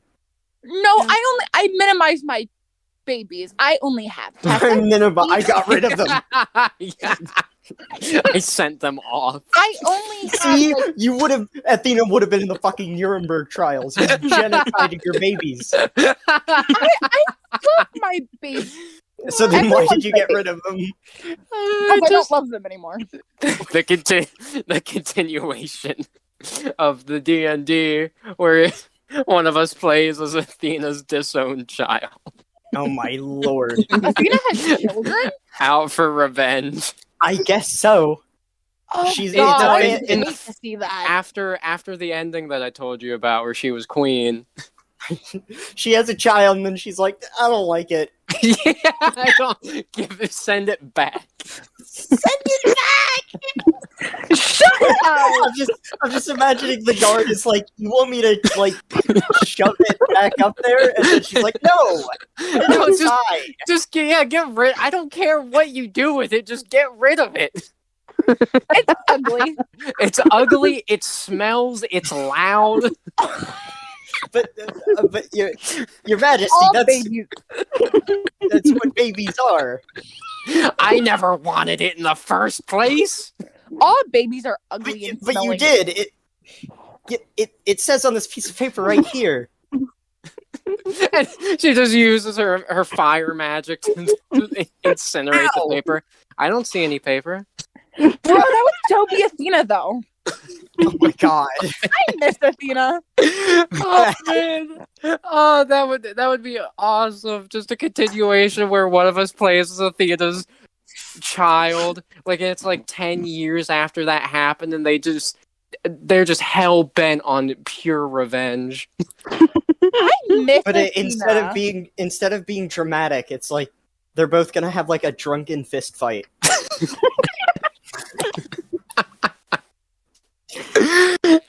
I would love. Oh man, I would love to see that happen. You have to make Gavin the disowned child because like all of Gavin's. I don't want to be. Shut up. All of Gavin's disowned child. Because all of Gavin's characters hate my character, so like Gavin has to be disowned child. Yeah, Athena's child is gonna be like, "You never wanted me," and Athena's gonna be like, "Yeah, I know." Why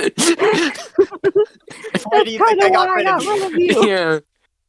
You shit yourself a lot. I was a baby. I know.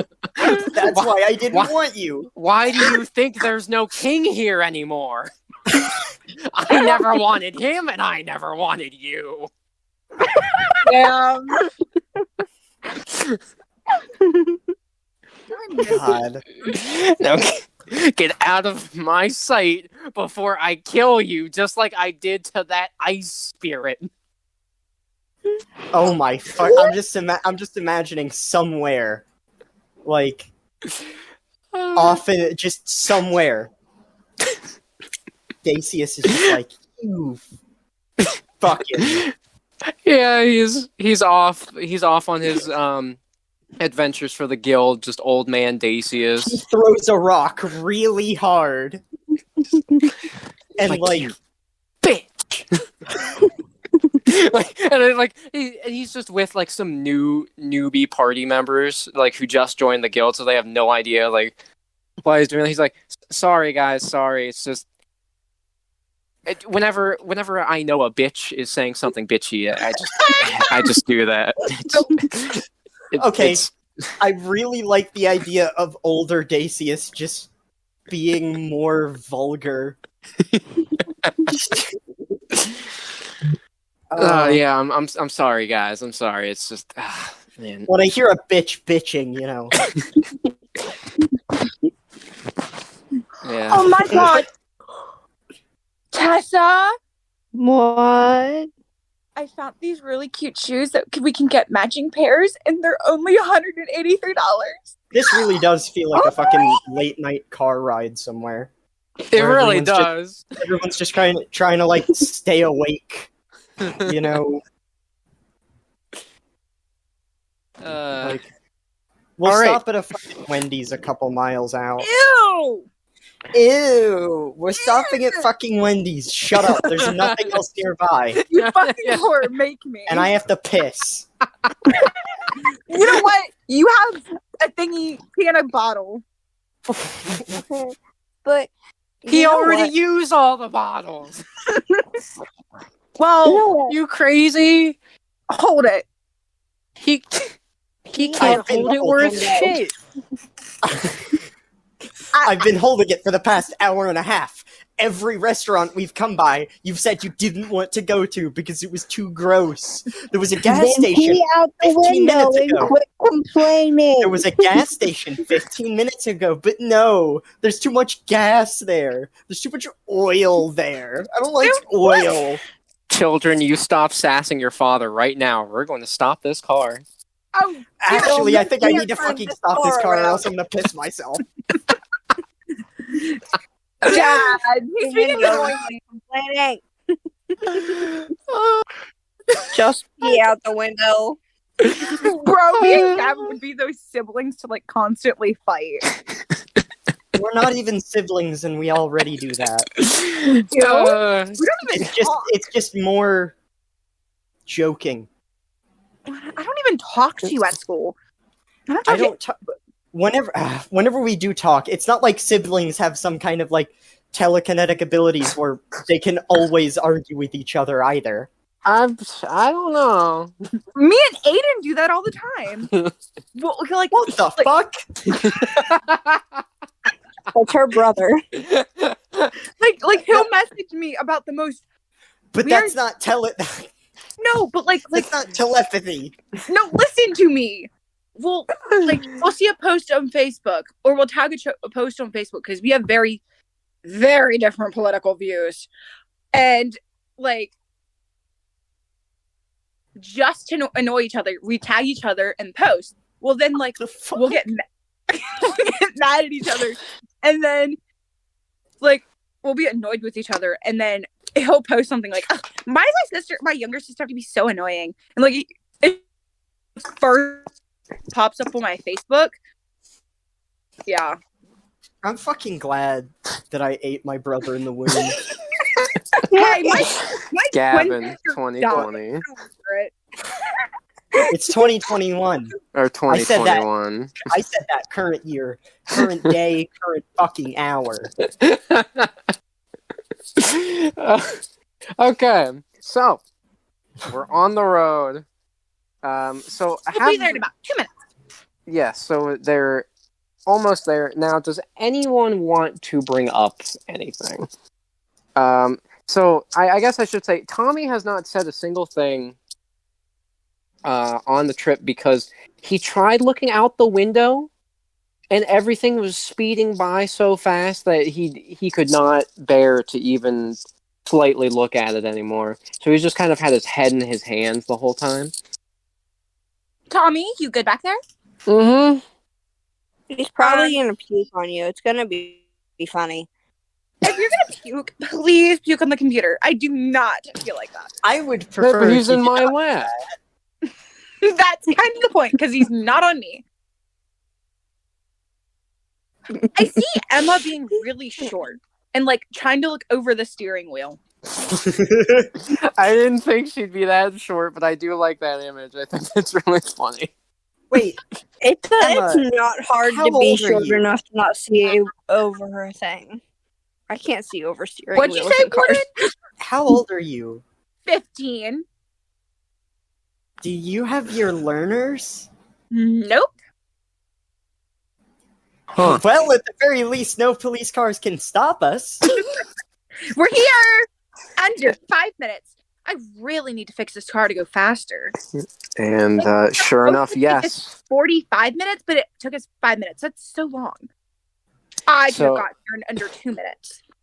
So, as they get out of the car, they do see it is a very tall, multi-floor building. It's about like 5 floors, and it has a big sign on it that says Tierra Times. Now, I am Nyx from here on out. You don't know an Emma. Got it. And you are Scarlet Scorpion. No first names. Tommy, you need a hero name. So Tommy's currently puking in the bushes. Tommy, stop puking. Stop have such a weak stomach. By the way, in 5 minutes. For all of your information, I cannot talk, and I do not have a name. He goes to just a standard like blue screen. Warden, you're my favorite. Anyway. Oh. Wow. So take this. These are some weird superhuman pills or something my parents had in the thing. They help with sick stomachs. I give them to Evie all the time. Right.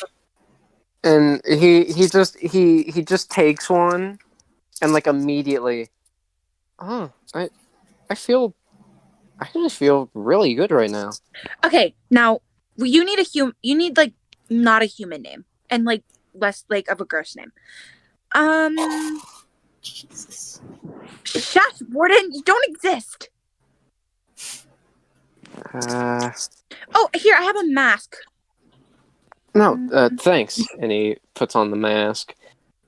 I like to imagine he's still wearing like his like super nerdy like button up shirt. Yeah. And everything, but he's got like just this belt full of ammo.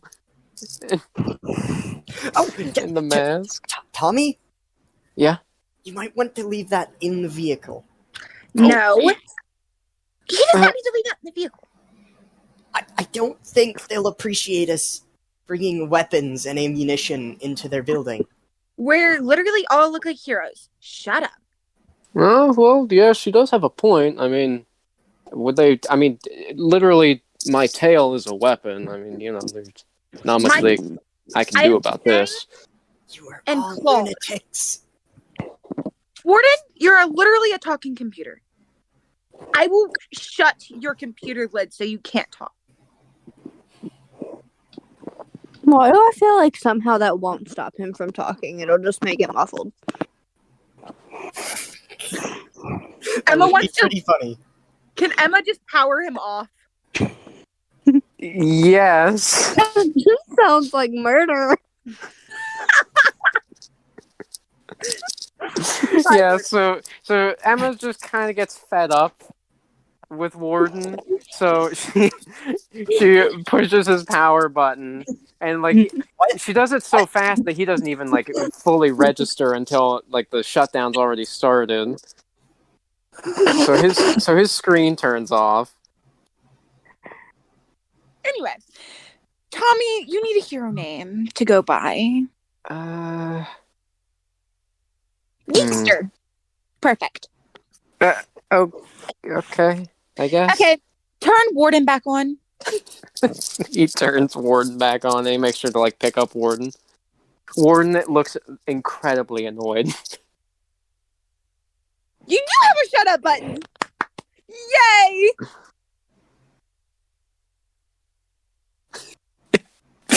Is Warden just not talking? Yeah. Okay. He's just he has a very angry emoji face at the moment. Okay, just not speaking. Now turn into a blue screen or I'll power you back off. Just go to desktop. Yes, begrudgingly, Warden goes to desktop and looks like a normal computer. Okay, now let me do the talking. An old one that just shows how passive-aggressively angry he is. One of the old desktop back screens from computers that don't work very well. So, yes, they all enter the building, and so despite what all of them would have thought, there actually wasn't any security. It didn't look like. I mean, there was a security guard who was sitting at a desk, and he just waves, says, "Oh, good afternoon," and that was pretty much it. Emma wants to walk up to him. Okay, Nix wants to walk up to him. Yes. So Nix walks up. Hi. Yes, hello. Do you know where Pam Patterson is? Oh yeah, she's up on the second floor. You can find her. Let me just see here. Oh yeah, she'll be at desk number 10. Okay, thank you. We appreciate it. Oh, no problem. And they all start moving past him. But then he says, "Oh, I saw you guys in the newspaper. Hey, thanks for protecting everything." Oh, of course, no problem. Oh yeah, you're welcome. Come on, guys. And they walk past him, and everything seems incredibly calm. There's just a lot of people sitting at desks, typing on computers, and they do go into an elevator to go up to the second floor. And I hate elevators. They're so slow.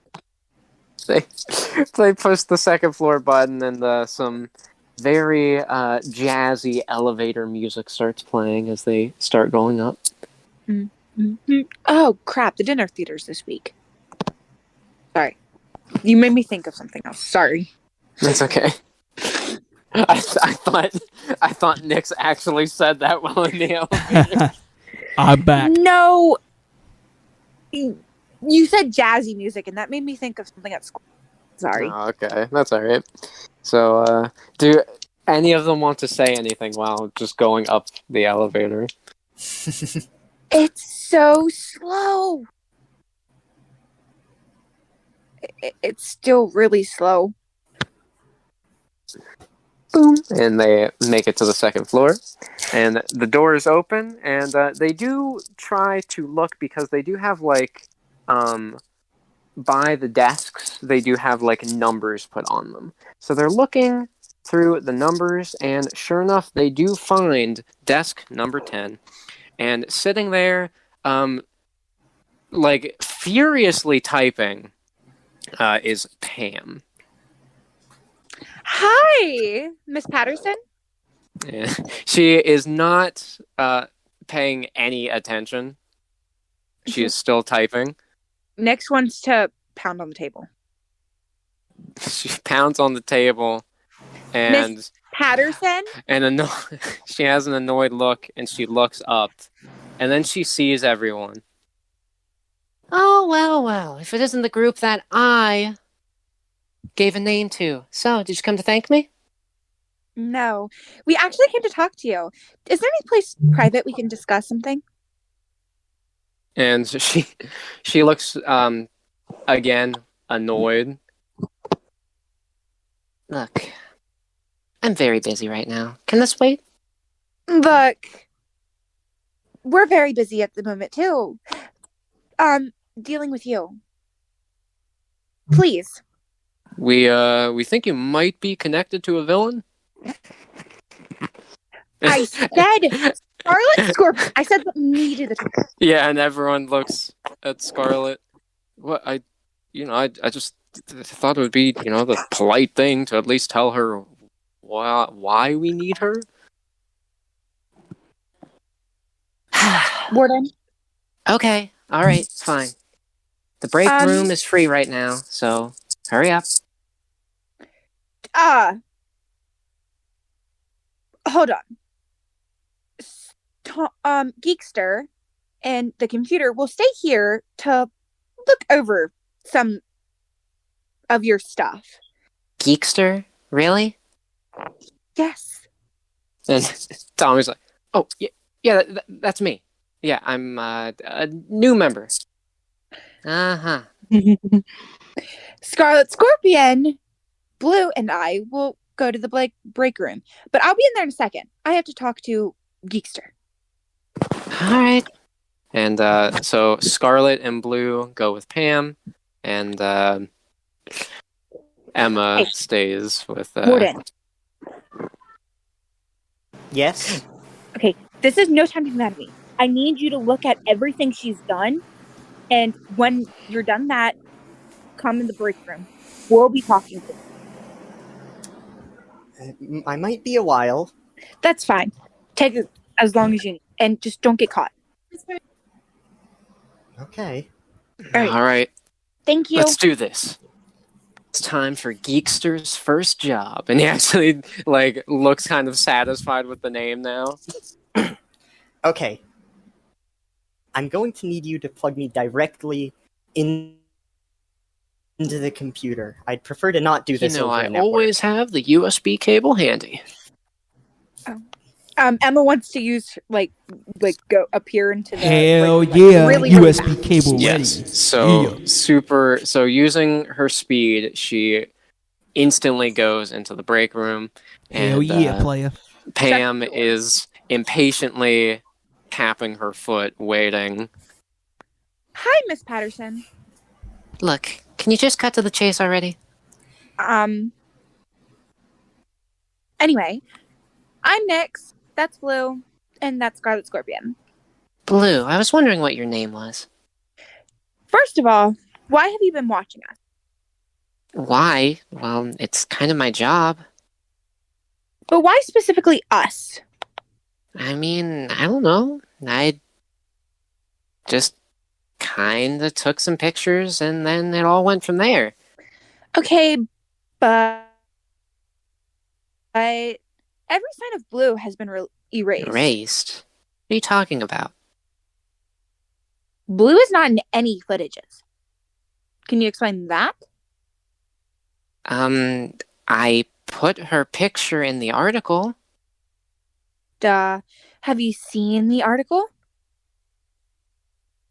She grabs the newspaper, because they do have the day's newspaper, the morning paper, in the break room. She quickly grabs it and looks at the article.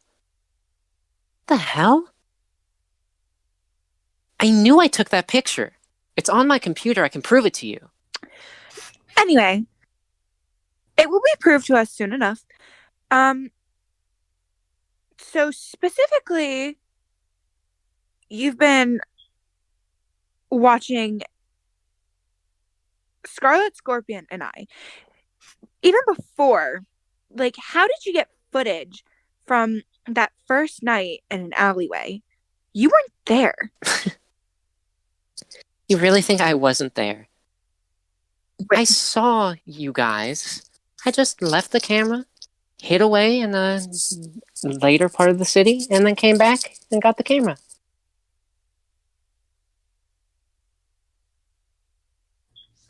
So...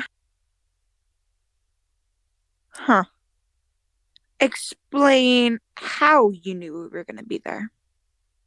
I mean, it really wasn't that hard. How? I saw you running around the city, and I already knew where Scarlet Scorpion was going because I saw him leaping from buildings earlier in the day. No, so I just No mortal eye can trace me when I'm going as fast as I want to.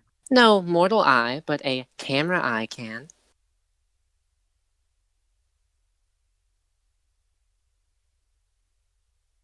Blue? Blue? Blue is... Yeah. I think she had to do something. Yeah. Anyway. Ah, dang, I didn't see that. Okay. Well, I'm just going to say that Blue left because they sensed a disturbing amount of fake plants in this building. And they need to make sure that they are actually real plants. Oh my god. Oh god. So I just see Warden having he's trying to download all this data and everything, but then he starts looking around at the room and he sees all the potted plants and like he slowly realizes what might happen soon. Oh my god, Blue. Blue is so not reliable. Anyway. Scarlet Scorpion, do you have any questions for her? Oh, yeah, that's right. So, there's this guy we've been fighting, Dr. Meccano?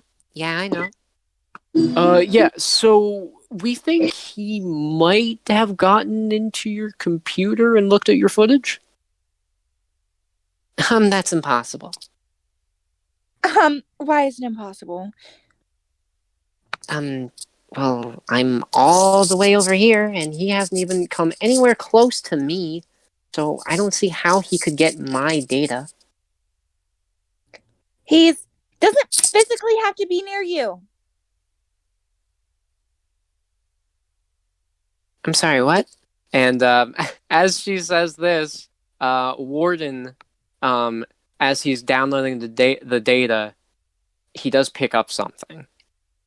So, he was downloading all the pictures, and just like Pam said, there is a picture of Blue still on the computer. It's on the computer itself. And there's even a picture of the clay monster. However, while going through more files, he picks up something else. He sees that spyware was put onto the computer. Bingo! Did you find something? Yes. I found some somewhat advanced spyware. So, it was a hack. So, she isn't connected, at least not directly, but he is getting his data from her. Miss Patterson. I think I'd like to have a conversation when she comes, or a conversation with her when she comes back. Miss Patterson. And so Pam is actually starting to look worried now. We would like to ask you, no more footage of any of us. No more footage of any heroes. Listen, I don't know if you know how our job works. I don't care. But I can't do that. Really fast, Emma wants to put one of her daggers to Pam's throat. Jeez! Jesus Christ.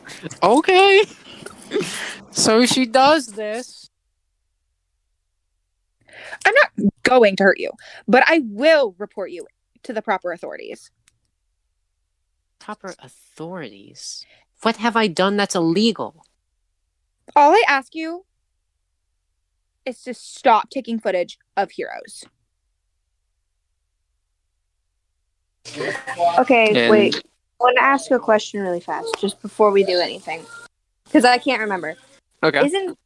Isn't Blue able to to a certain extent control someone's mind? Let me check. I do believe that is true, but let me just check. What I was going to ask Blue is to read Pam's mind and make sure Pam's telling us everything. Okay, let me see here real quick. Emma wants to move. Nyx wants to remove her dagger. Okay. read people's minds, but I can't remember if I can like control them in some way. You can mind read. You can do a memory wipe. Oh! Blue's convincing. She can manipulate. They can manipulate. Yes, that is true. Okay, it does not say anything about being able to directly control someone, but you can do a memory wipe and read their mind. Isn't Emma good at persuasion? I think so. Can Emma try to persuade Pam to not use it? I'm just gonna say holding a dagger to her throat is definitely going to be I would difficult. also like to say Warden has a much better and more diplomatic solution to this. Well, Warden's in the other room right now. I know. That's the thing. That's. That's the thing that was like. Yeah, you can just tell Geekster, I guess, as he's going by now, to take you in. I think Warden is still going to refer to him as Tommy. Yeah. But like. Okay, so yes, I did just look. Emma is really good at persuasion, even better at persuasion than Blue is. Okay. Emma wants to try to persuade her. Okay, then let me roll a 1d20 for you. Oh I swear if this is the first 20 of the game. I'd be very surprised if it was This fits. This works, though. What is it? 1. Damn. So, obviously, putting a dagger to her throat was not going to convince her otherwise. In fact, she pushes Nyx back into the table, which has her drop her dagger, and Pam picks it up. Now, she doesn't hold it to her throat or anything, but she does have the dagger. Listen, I don't care about what you think I'm doing. All I'm doing is my job in reporting the news. I am putting you all on the map, because that is what you heroes are for, to give hope to the people. And I'm sorry if you have to be a little bit selfish and not want that. But this is my job, this is what I get paid for, and I'm going to keep doing it whether you want me to or not. Okay, since obviously manipulation isn't working, I want to attempt to... First, I want to read her mind and make sure she's telling us everything, like that she doesn't actually know what's happening. And then after I figure that out or not, I want to attempt to, like, erase all of the memories that she has of superheroes. Holy shit! Oh boy! This is so fucked. Been there for like a week. Can I have Tommy please escort me in there? Yes. Okay. So. Jesus Christ! So Warden is getting an incredibly bad feeling. He doesn't know why yet. He has no idea exactly why he has a bad feeling, but he is getting a feeling that something really bad is about to happen. So he immediately looks to Tommy, and then you can have him talk. Tommy? Yeah? Please take me into the break room. Okay. Emma, really quick, wants to take the dagger away from me. Okay. So, Emma tries to take the dagger away. I'll have to roll a strength check for that. I think Emma has a high strength. I really like to imagine that if Warden doesn't make it to the break room, there's this whole fight scene where Pam just fucking dunks on everyone. That's not gonna happen now, but that would have been incredible. Yeah. It would have. Okay. So, she is struggling, to get the dagger away from Pam. Pam, despite her her frame, because she doesn't look like that, like super athletic, but she is surprisingly strong. However, Nyx is still the stronger of the two, so she is doing a better job at getting the dagger away. Now, Tommy and Warden burst through the door and they see what's going on, or at least, they only see the part where Pam and Nyx are fighting over the dagger. What is happening in here? Yeah, things got out of hand really fast, and the daggers got involved, and now they're fighting. I'm honestly not sure if I should stop this or. Listen, okay. There is nothing damning on that computer. Nothing. Absolutely nothing. There's no way she's involved. No. There's no way she can hurt anyone. No. Okay. Can I please have a talk with her? Oh, could you say that again, Tessa? I said if they're still fighting over the dagger, I just want to use like my telekinesis and pull them apart and then just lift the dagger and bring it to myself. Yeah, Emma did get the dagger. I don't know. So Pam looks incredibly angry. I told you I wasn't doing anything wrong. Pam, or Miss Patterson, may I please have a word with you?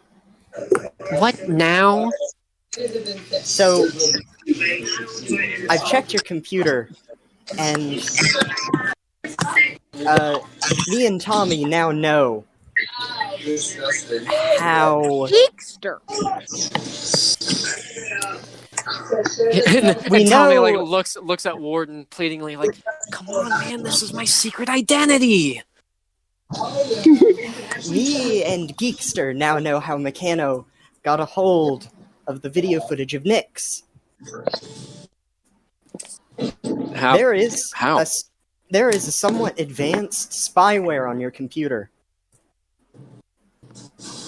Wait, so I was giving the villain, and she does start to panic a little bit. Not willingly. It wasn't intentional. I had to really root into your system files to find it. I'd argue most moderately trained professionals would struggle to find it, so you couldn't expect yourself to do the same. Okay, that's good at least. I've isolated it and made a couple attempts to remove it. I would recommend getting a hold of your IT department, potentially the authorities. Okay, I will do that right now. Now, as she was trying to open the door, a burst of wind kind of blows the door open immediately, and suddenly, inside of the office, something incredibly fast just blows through, and it starts destroying desks and everything. Now, Miss Patterson, get out. Yes, so no one knows what's going on except for Nyx. Nyx heightened her senses in order to actually see what was going on, and Nyx sees that robot version of herself flying through the office room. However, something did make her a little bit nervous. The first time she saw this robot, it kind of looked more like a skeleton. It looked sort of incomplete. Now there was full metal plating covering it. This looked like the finished version. Miss Patterson, please get out. And she's looking in disbelief as she sees what's going on. And then she turns to look at Nyx. Can I please have that dagger? Nick, just like, Nick just kind of like tosses the dagger at her, tilt first. And surprisingly, she does catch it. And they look as she seems to be like trying to aim the dagger, but not at the speeding figure, aiming somewhere up at the ceiling.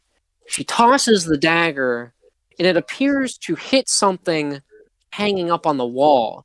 And as it hits, a siren is heard in the office. There, the authorities are being called. Now we just have to try to survive whatever this thing is. It's me. Actually, it's the better version of you. And bursting in through the office window is Dr. Meccano. He is now inside of a new machine. Well, sort of new. As they look at the machine he's currently in, it appears to be a mixture of his flying drone and the mech from the first night. It has the two giant missile-launching arms of the first robot, but it is hovering in the air just like the giant drone. You all deal with him. I'll try to deal with robot me. Got it. Blue, help me. I have an idea. I just want to say, okay, all of you deal with him. I'll deal with my robot. By the way, I need help. I have an idea. Okay. Okay. Does it involve me? I gotta be honest here. I'm incredibly scared. That's all right. We need a way to make fire.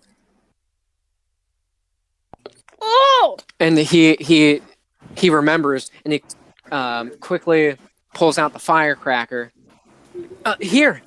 All right. Please put a coat over me, or some article of clothing. Emma wants to take her cape and throw it at him. Throw it on top of him. I forgot she was wearing a cape. Okay. So she takes off the cape.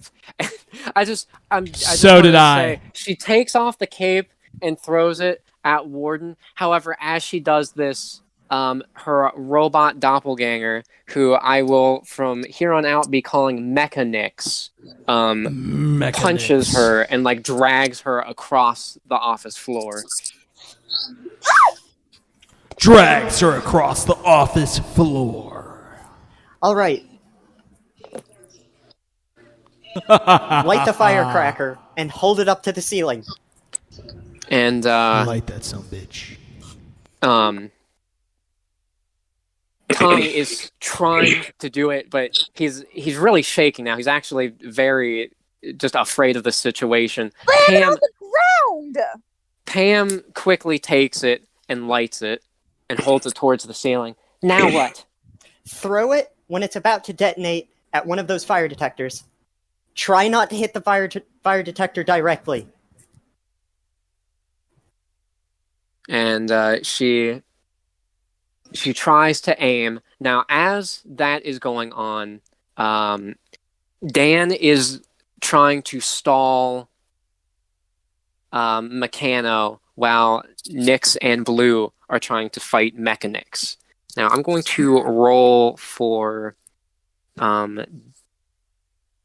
Dan to try to hold back the robot. Oh no. What's his strength? Oh, okay. So Dan rushes up to Meccano and he tries to punch the mech. However, the mech throws both of its arms at Scarlet, and he tries to block them with his own hands, but he's not sure if they've been like upgraded somehow, but he is pushed back incredibly easily. He falls on the floor and is hit into the wall. Ha ha ha ha! I've done plenty of research. I have upgraded my mech. It is now the most powerful it has ever been. Yeah, I could see that. So we cut to Nyx and Blue. So Nyx is still being like dragged across the floor. And what is Blue trying to do right now?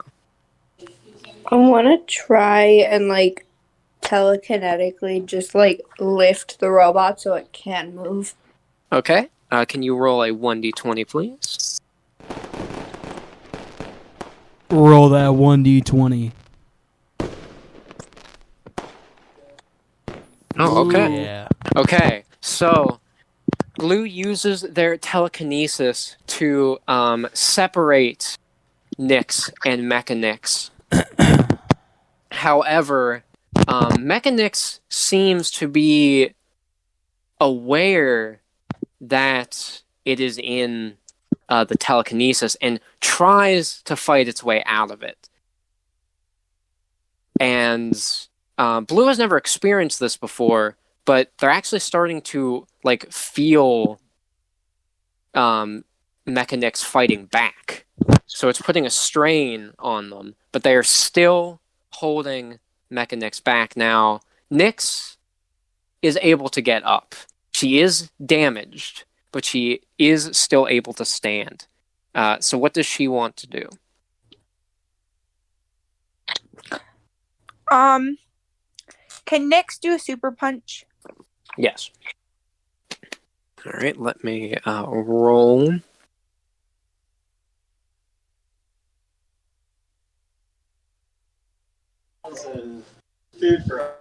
Obviously, when it comes to We got a 5. Okay.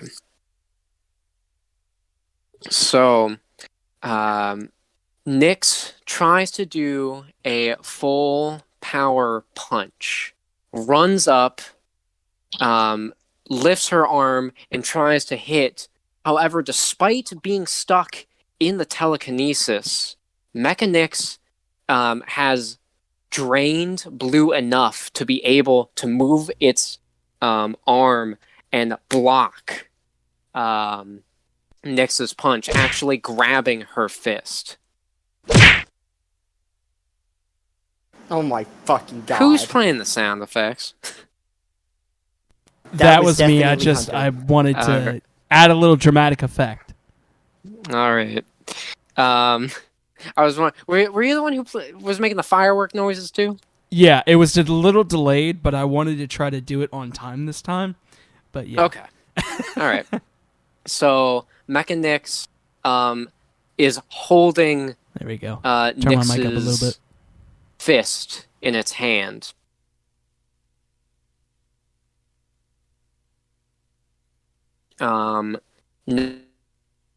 Now we cut back to Tommy, Warden, and Pam. And Pam is still waiting just for the right moment, and it is now. The cracker is about to blow, and she throws it towards the sprinkler system. Now, as it is flying up, Meccano notices it. And he revs the robot arm back, and he tries to reach up and grab the firecracker. Now, Scarlet gets back up. Oh, I'm sorry? I just said yes. Oh, okay. Scarlet gets back up. No. Oh. He tries to rush over. However, Meccano uses the other arm, smacks Scarlet away, and grabs the firecracker in the robot claw. And it explodes in the claw, preventing the smoke to be detected. Are you impressed? Nope, just annoyed. And Scarlet's actually taken a pretty good beating. He's trying to stand back up, but this time he's actually not able to, and he falls to the ground.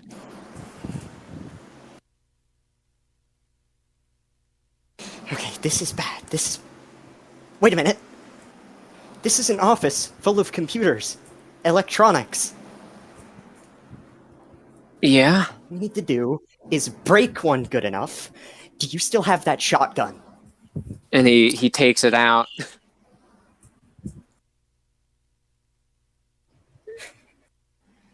I need you to lay in to every computer in that office. I'm calling my family. Do you know how much... You know what? Never mind. This is not the time. Don't worry, Pam. I've downloaded the majority of it. Thanks. And Tommy tries to aim. His aim is very shaky. Pam puts her own hands on the shotgun as well and helps aim it for him. And they both start firing away, destroying the computers. Meccano has no idea what they're actually trying to do. He sees that they're destroying those computers. Are you actually trying to hit me? That's the worst shot I've ever seen. If we pretend that we're trying to hit you, will you remain confused and distracted? So Blue is at their limit, holding Mecha Nyx. And since Mecha Nyx is up in the air, so is Nyx. So she can't even do any other attacks right now. So what does Blue want to do? Blue wants to attempt to lower Nyx down gently first, and then attempt to at least if they can, and then once they give out, let the Mecha Nyx just drop. Okay. Can you roll, please? What are you saying? 1d20. Yes, that is okay. Correct.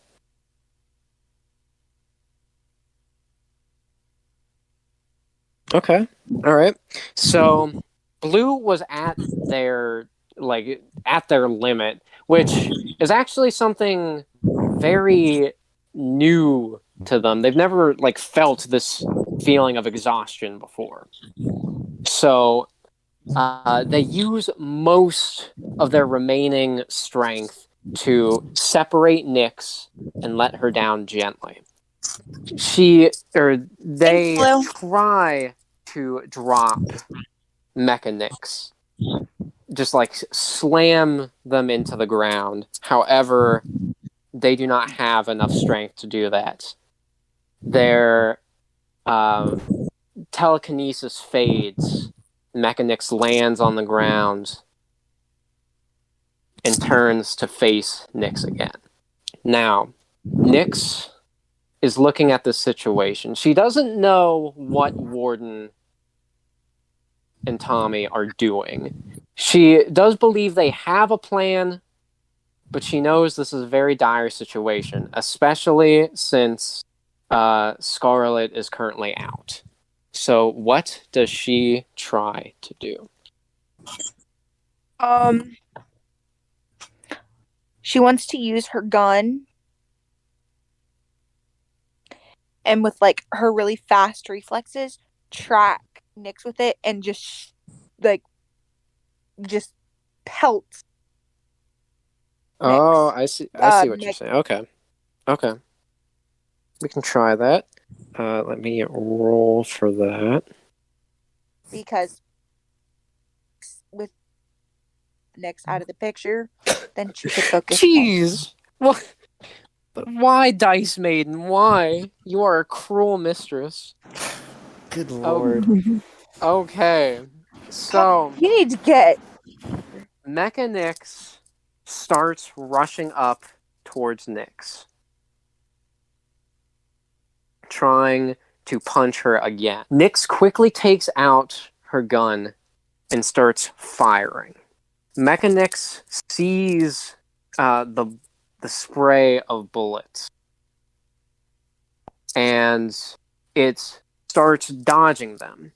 However, Nyx is trying to keep track of where Mecha Nyx is going to go, but Mecha Nyx is smart. Mecha Nyx is way smarter than Nyx initially thought. It dodges all of the bullets, grabs Nyx by her throat, and slams her into the floor.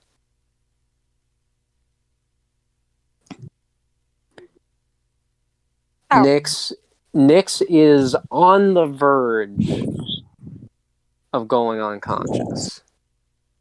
Okay, what all can Blue do again? I can't remember everything they can do. So, because I know that this is a robot, so I don't think mind anything is really. Yes, that is correct. That will not work. There is levitation. There is. You do have precognition, which does help with like you dodging stuff, but that's only for them. That's not really for like everyone else, and plus no one has tried to attack Blue specifically yet, so that wouldn't really work. I'd say the most useful situation here would be the mental blast. I want to try and use that. Okay. Roll a 1d20, please. Dice Man, and you better not be a little bitch this time.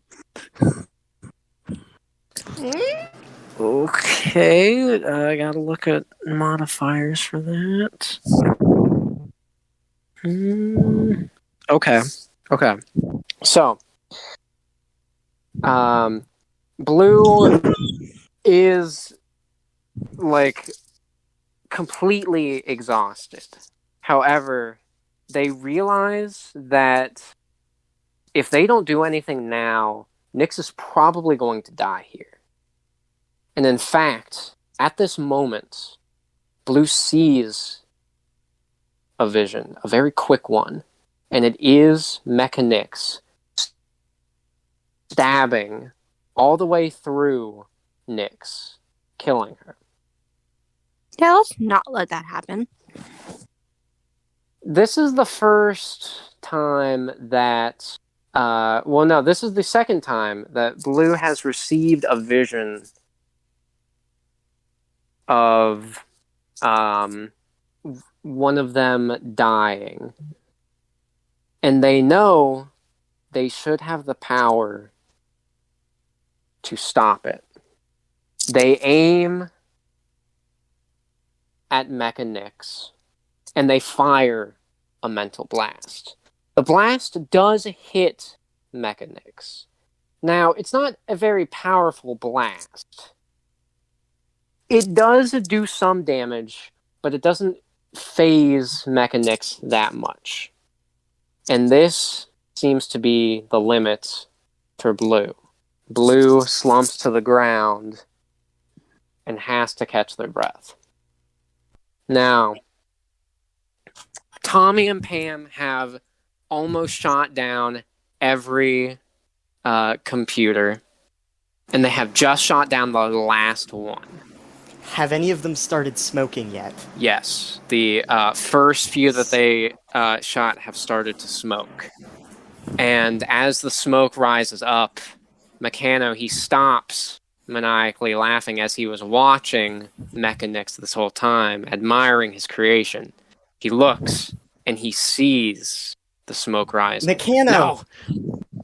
We, both of us, have long witnessed the weakness of flesh. Now we witness the weakness of the machine. And the smoke reaches, and the sprinklers go off. Now,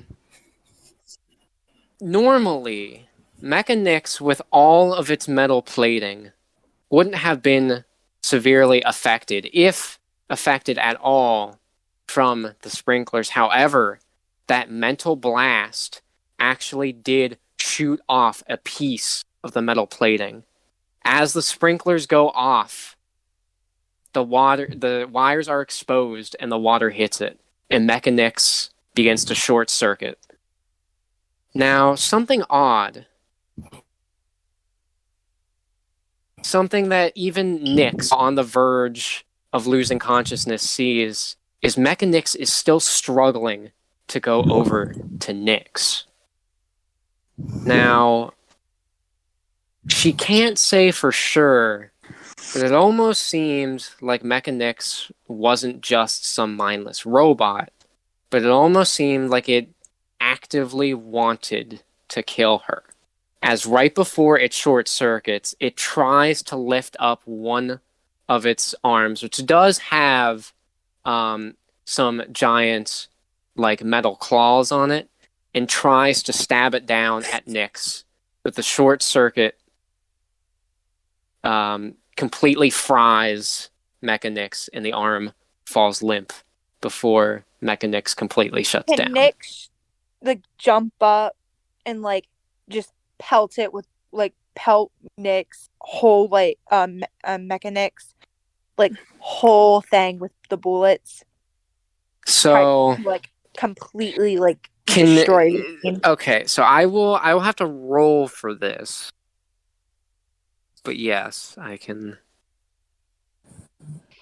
Okay. Oh. So Nyx, she is incredibly angry now. Not only has this machine seemingly bested her at speed, and it almost killed her. But not only that, it almost killed everyone else. She hasn't wanted to admit this. And even now, she can't even truly admit this to herself. But these weirdos that she's been associating with for the past couple days, these random people that she just met one day, have been the closest friends she's truly had, other than Evie, of course. She uses the last bit of her strength to stand back up, take out her gun, and she just starts pelting bullets into that hole that Blue made. Like, Mecha Nyx is already dead, but there's just a volley of bullets being poured into that robot. There are sparks that are flying out of the chest plate. More of the metal plating even starts to come off at the sheer number of bullets that are being pelted into this robot. Until finally, the blue glass eyes of this robot are now completely shattered. The chest plate has been completely broken off, and it's just lying there completely dead. And this did use up the last of Nyx's strength, and she did fall back to the ground. Now then, Meccano's in disbelief. No, this is impossible! How do you all keep winning? You have 3 times at this point attempted to kill all of us. Have you not considered that perhaps we value our lives? I see. Yes. I see. I was close. But I still have more work to do. Now, he tries to turn his robot around and fly away. However, his robot is stopped as a tail is currently stuck in it. Scarlet has gotten back up. He did rest during that Mecha Nyx fight. And while he's still not 100%, he is trying to hold the mech back. Let me roll.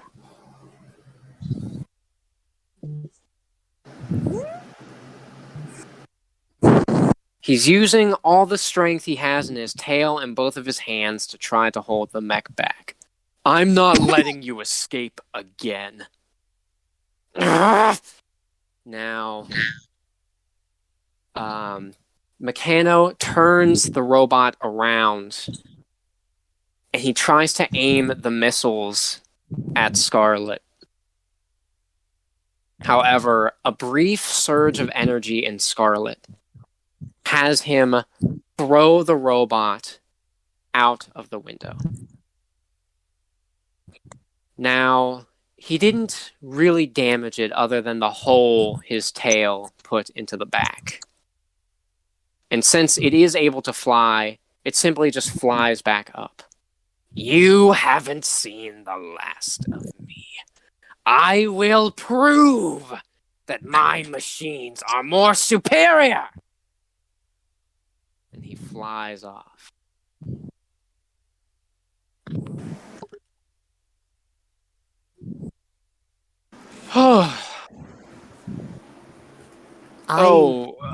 Sorry about your office. I feel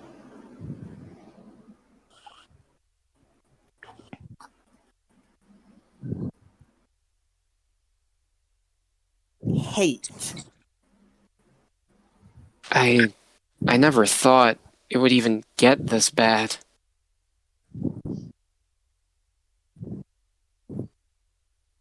Do you see now why I cover you guys? It's because of stuff like this. People need to know about Meccano, and they need to know about you.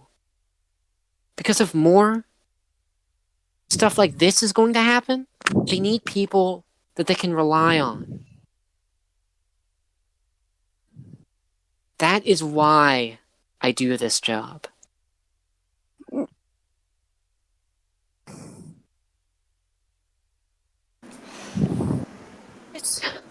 It's just... Well, I'll try to help make sure you can continue to do your job. I have the vast majority of the photos downloaded onto your computer, saved to my hard drive. Thanks. As well as the ones that had not made it to the headlines if you or wish to attempt to publish them again. Miss Patterson, we appreciate your help. Yeah, no problem. And if you ever need my help again, and she takes out a card and she gives it to Tommy, just call me. Sorry about the dagger to your throat. Well, considering that I was almost killed by a gigantic mech and a robot version of you, I think I can forgive that. Tommy? Yeah?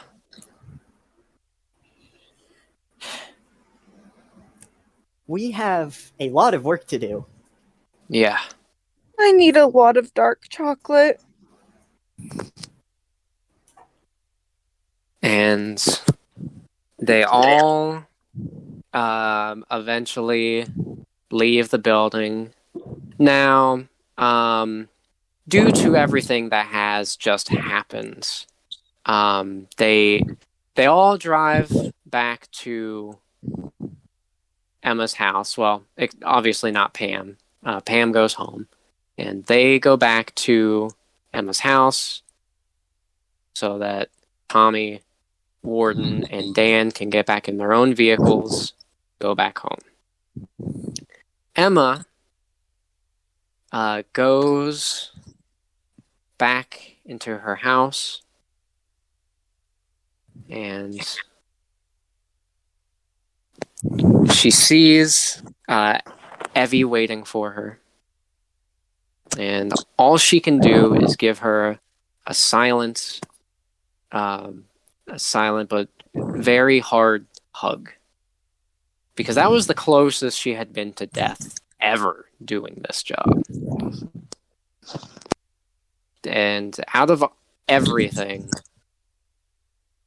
losing Evie was the one thing that she didn't want to happen, the one thing that she feared the most. Now, back at Tommy and Warden's room, they are doing a lot of research. Now, as they're doing this and the mood is all quiet, Tommy, and he's working on Warden. Tommy, his eyes kind of widen for a second, and he takes out the card. Warden. Did a girl just give me her number? Yes, technically. Ha! Take that, Dad! Ah. And then they go back to work. Now, Dan, back at his house, he looks in the mirror and he looks at his armor. And this time he sees that his armor is beginning to wear down, seemingly. However, after a few more seconds, it reforms back into how it was, almost as if nothing happened. I will find out what you are one of these days. And then he just goes off to bed. Then, with Blue. Does Blue have a house? Or is Blue just... Oh, that's right, because Blue stole a house. That's right. Yeah. So Blue was in their house. From stuck in the closet. That's right. So Blue is in their house. Just trying to kind of like recover while just kind of laying on the couch. They have never been this exhausted before in their life. This has been the first time their powers have ever been exerted this much. And while their life did kind of flash before their eyes for a moment there, it was kind of exciting. It was something that they hadn't experienced before, and they kind of smirk at that opportunity. And for just a second, as they look down at the end of the couch, they think they do see that black cat once again. However, after just blinking once, the cat is gone. And that is how we are ending this session. Yes! Oh boy. Man. This is... It's build up. Yes, things are going somewhere. Oh, it sucks that we can only play once a week, though. I know. I wish we could play it on Fridays, but can't cause job. Well, that's all right. We can just play on Saturdays then. Yep. But yes, I'm very excited to see where things go from here. I will say I was not planning to hint at what was going on with Emma's family yet, but I like that it was established this early. Oh Dead parents. boy. Yeah, Dead parents! Yeah! Dead parents. Oh, they're not dead. No response? Well, it's complicated. Aw. I do feel like maybe they're all like Warden now. The people that gave her the cheetah thing. What'd you say, Tess? So I feel like Emma's parents worked for the organization that gave her the cheetah powers. Bro, that's what I thought. Corey, can you DM me? Yeah. Yeah, I want to know. Okay, I was actually thinking of adding a little scene at the end that would kind of hint more about what happened, but nah. I can DM you now, actually, if you want. Sure, because I'm Okay. seriously curious. Okay, alright, just be prepared. I'm prepared. Dixie, please stop. You are not Stop licking my toes. You're so weird. Yes, I called you weird. I love you. I do. You're so precious. Well, alright. Alright. I'm gonna go. Okay, then. Alright. So I will see you later, Gavin, and we'll probably talk before we play next week, but... Alright. Yep, so... I'll see ya. Yep, see you later, and, then, Audrey, if you wouldn't mind just staying on, because I just want to see your reaction. Okay. To this. So. Right. Peace out, Charles. Yep, see you, Tess. See you next week. Bye, Tess. Bye. Alright, and since they're gone, we can since they're gone, we can just talk about it if you want. I don't even have to DM it to you. Okay, so... how should I say this? Depending on how you look at it, Emma never had any parents. Okay. Emma is actually a clone. Ah. That's nice. Yes, so I don't want to spoil what or who she is a clone of or why she was created. But yes, she is a clone of somebody, and they are the ones who like set up her house and everything. So that's why she has like all this money and she doesn't know where it came from. All these weapons. I don't. Okay, since it does have to do with her backstory, do you want me to explain why she has those weapons? Yeah. And everything? Okay. So, she has the weapons because they are tracking her. They planned for her to become a hero. They planned for all of that to happen. So what they are doing is they gave her all those weapons and everything in order to test her abilities. Okay. They are trying to like see how fast she is. Because what they are ultimately trying to do is they're trying to make sure that her strand of like the cheetah DNA experiment was completely successful.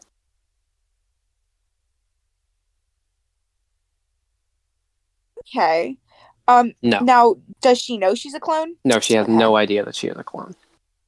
Okay. She believes that she did have some very rich parents that did pass away, and that she had really rich parents, but some people came in, kidnapped her as a child, killed her parents, and experimented on her, giving her the cheetah DNA. However, if asked certain questions, like let's say they ask, how did she get away from the organization? She can't come up with an answer. She doesn't actually know. She just kind of brushes it off as like, well, I got out somehow. I was a kid, so I don't remember. That was a long time ago. But the reason she doesn't remember is because she never got away. They let her go. Okay. Yeah.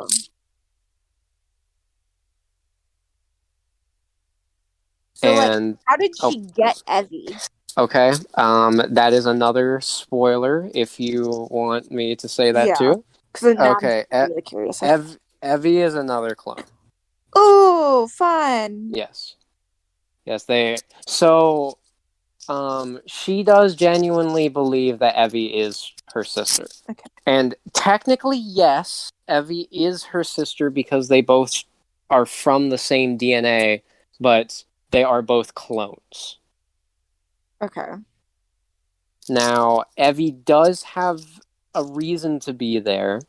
And I can just go into all of it if you want me to, since again it relates to your character. Okay. Let me just go into the whole thing. So there is an organization. This organization is trying to create the perfect human, and I will not say why they are doing it. That is something I will save for later. Okay. So they're trying to create the ultimate human, and to do that, they are trying to experiment with cybernetics and animal DNA to give them like the abilities and heightened senses of animals. So basically, there is one human, a singular human that they wish to transform into the ultimate human. They are simply called Archangel. No one, like it's not clear if they have a real name or not. They are just referred to as Archangel. Is that who Emma's cloned from? Yes. Okay.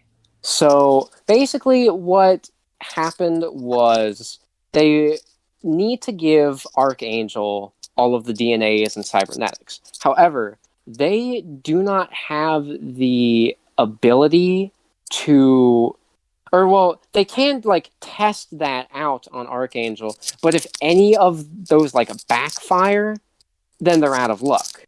Because Archangel is like their perfect candidate. They need Archangel to be the perfect human, but they can't just test all this stuff on Archangel in case it kills them. So what they decide to do instead is create clones of Archangel that has their same DNA, so that if the tests are successful, then they can just give it to Archangel because, hey, they know it works for Archangel because they all have the same DNA.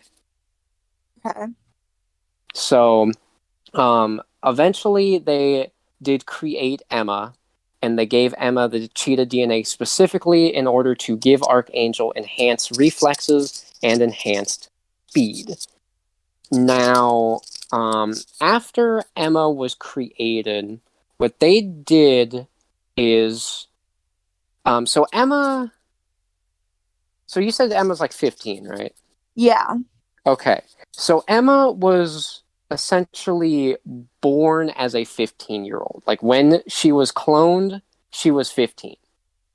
She was never like a younger girl. She was always 15. But what they did is they implanted fake memories into her. So she has this idea of this fake life that she used to have, where, she had her parents, they're really rich, they're really nice. She had a sister, and then, they got killed and she got taken away, along with her sister. And then she eventually escaped from the organization after she got the DNA, and she took her sister. Now, Evie was created later, and Evie was created with one singular purpose. She was supposed to watch Emma and tell the organization about Emma's progress.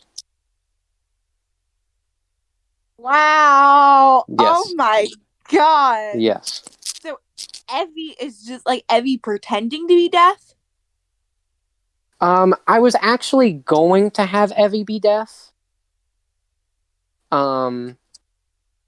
But Evie is faking being like a super shy, like young girl, because she actually has very high intelligence.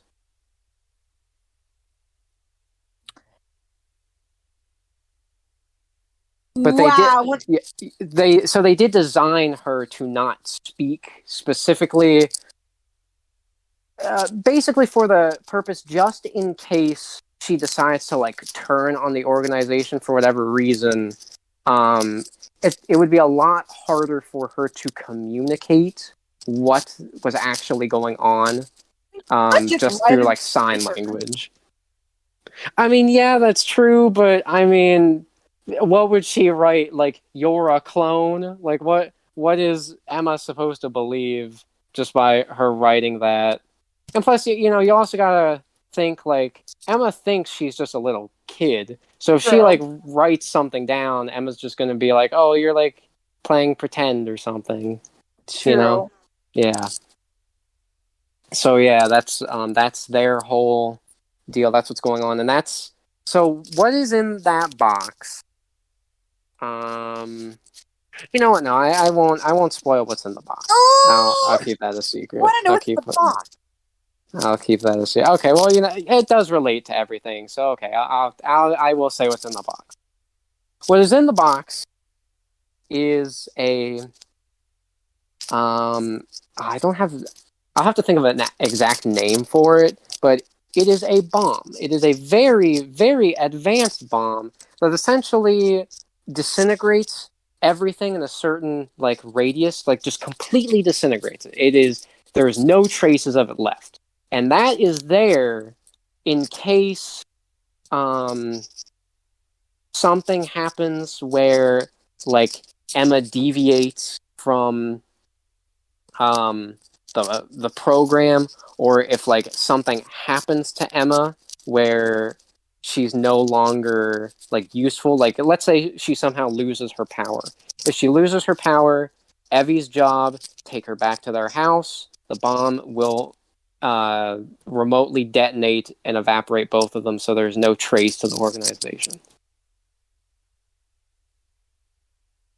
Wow. Yep. And that's why it's in that metal that no one can open, because if they could, like, open it and see the bomb, then they could get rid of the bomb, and then, you know, it wouldn't work.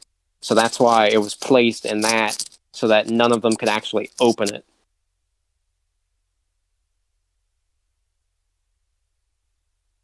Wow. Yep, so there you go. And this also, since I revealed all of this to you, I can now say the other complication to Emma's power. So what I was thinking is, because Emma is a clone, and because, you know, she was, like, born 15 due to just being a clone, what the other complication was the more she uses her power because of her clone body, her body will begin to age by itself. So, like, if she uses her power enough, she'll essentially, like, die from old age because her body can't keep up with the power, because it's just a clone body. It's not, like, a true human body. Oh, so now she has to be careful in how much power she uses. Yes. Now, it won't happen for a while, like, for, like, the actual aging to take effect.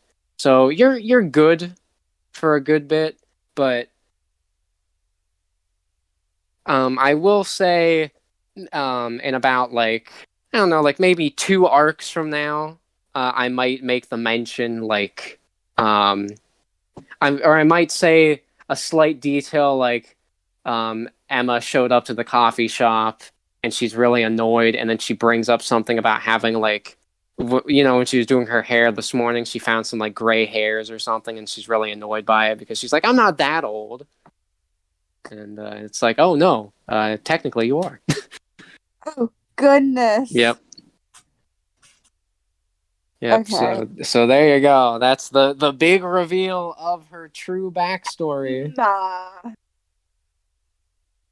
So I guess I should ask, do you like it? Yeah, I do. Okay, that's good. Damn.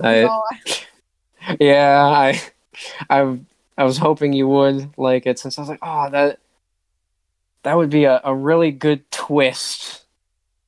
Would be if she was a clone and Evie was also a clone who was just spying on her this whole time. Like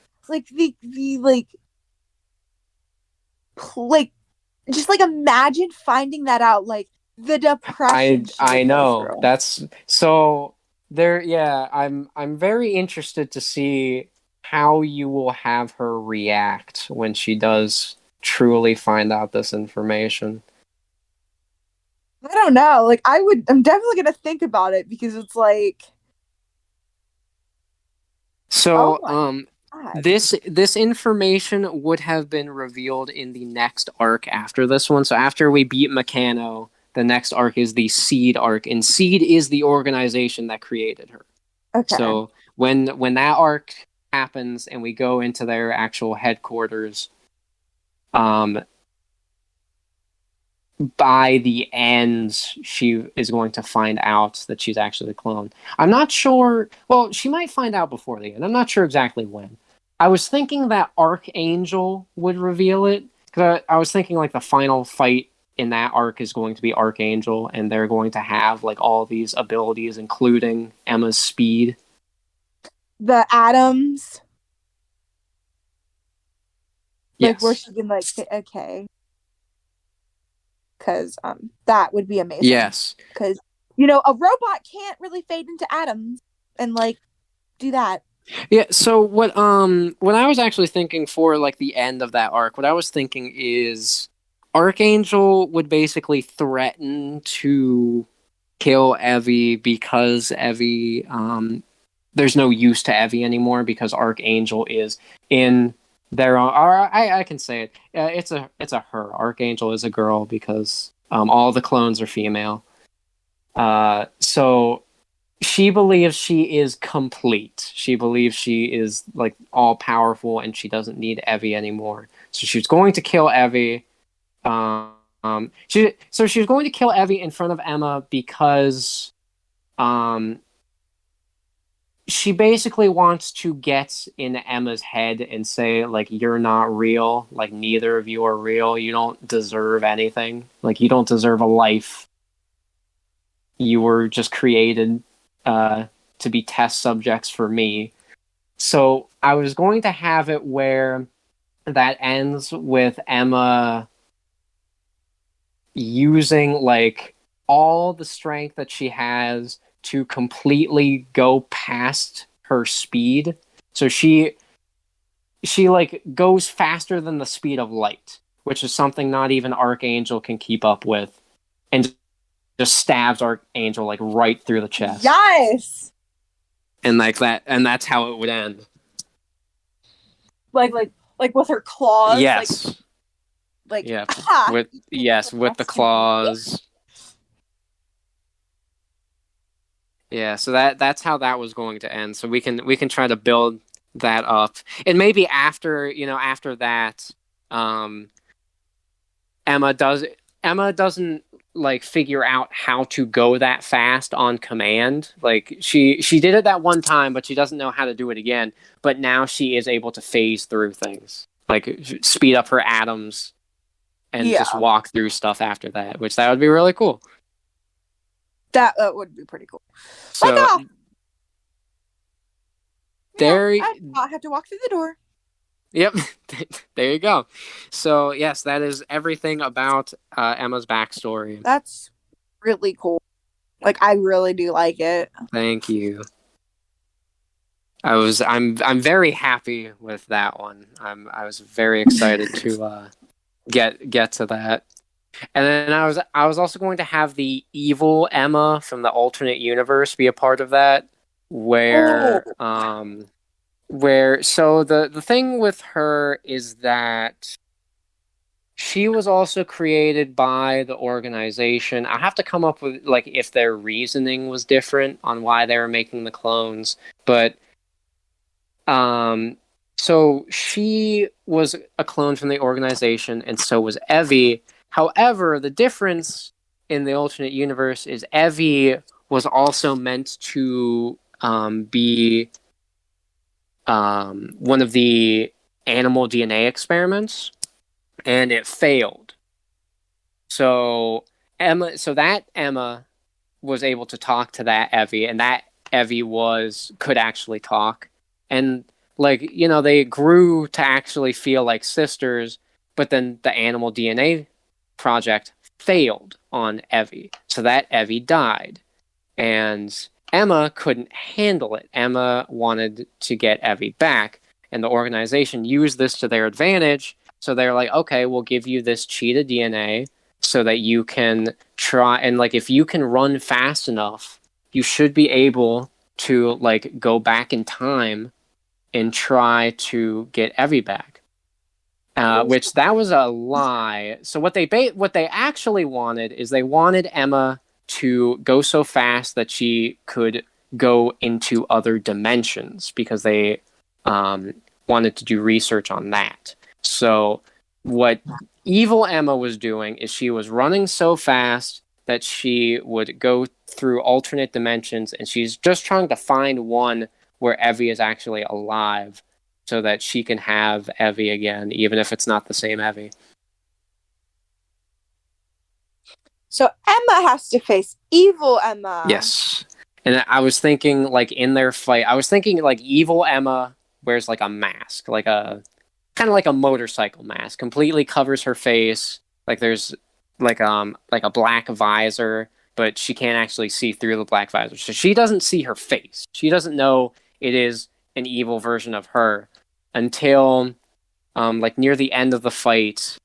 I was going to have it where Emma like breaks the visor so you can see her face, and Emma sees it is her, but her like she ran so fast and used her speed power so much, she looks like she's like 90 years old.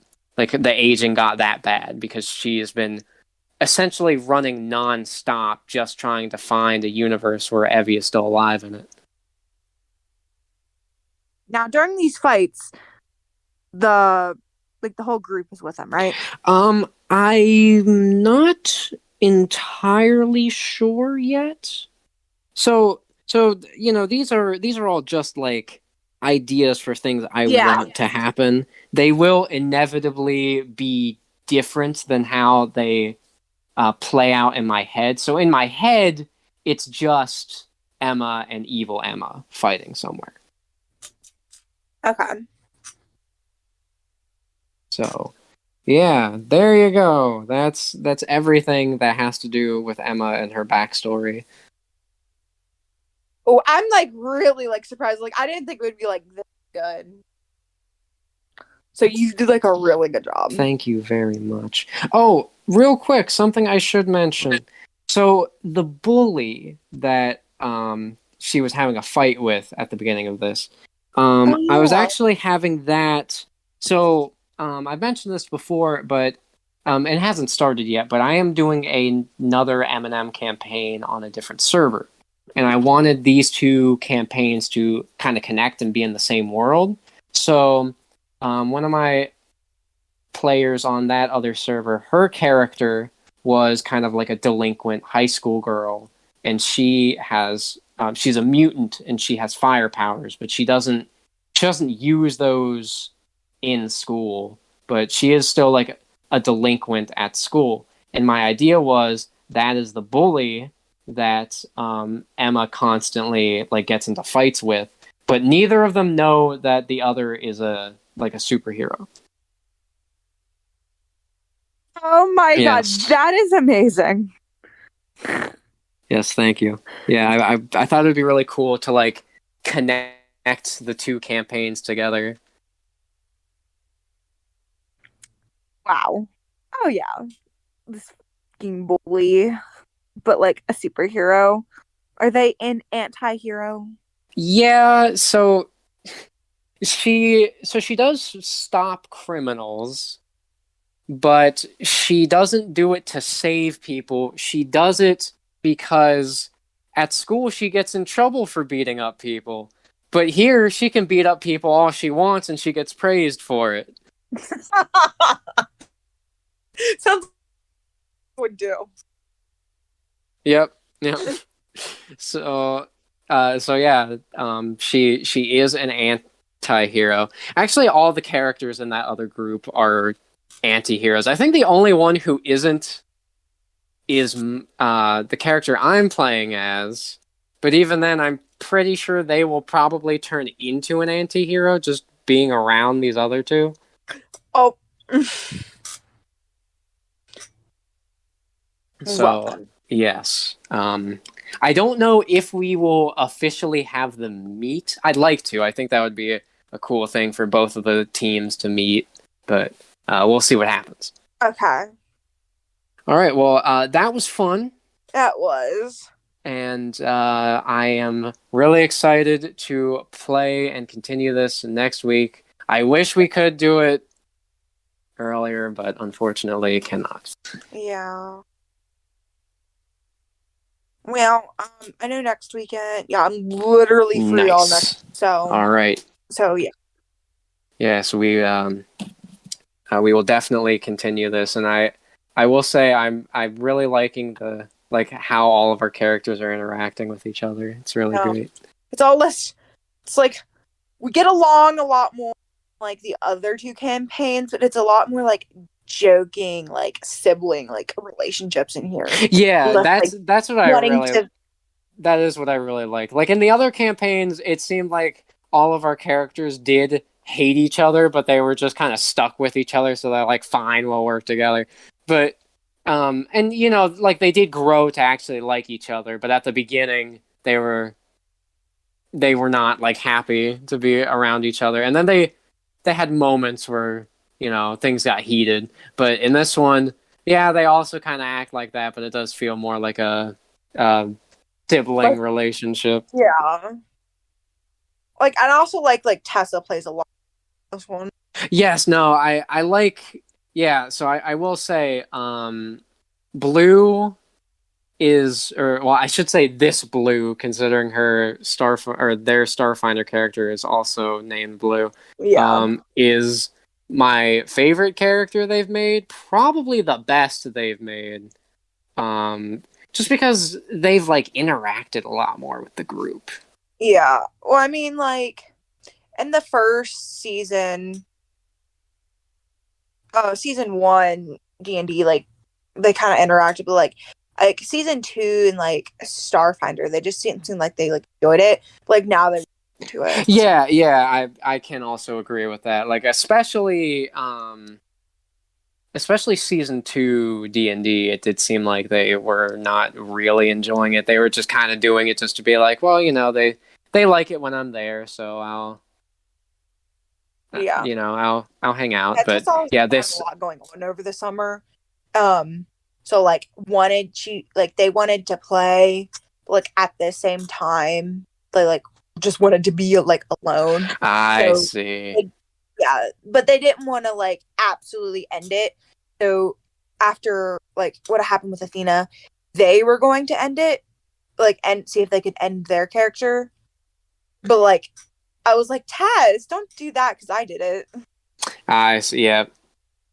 But yeah, no, I do think that they are enjoying this one a lot more, which I'm glad. I'm enjoying this a lot.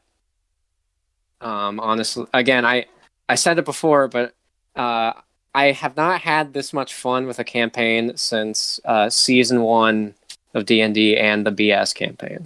Bro, season 1 was spectacular. Oh, season one was excellent. And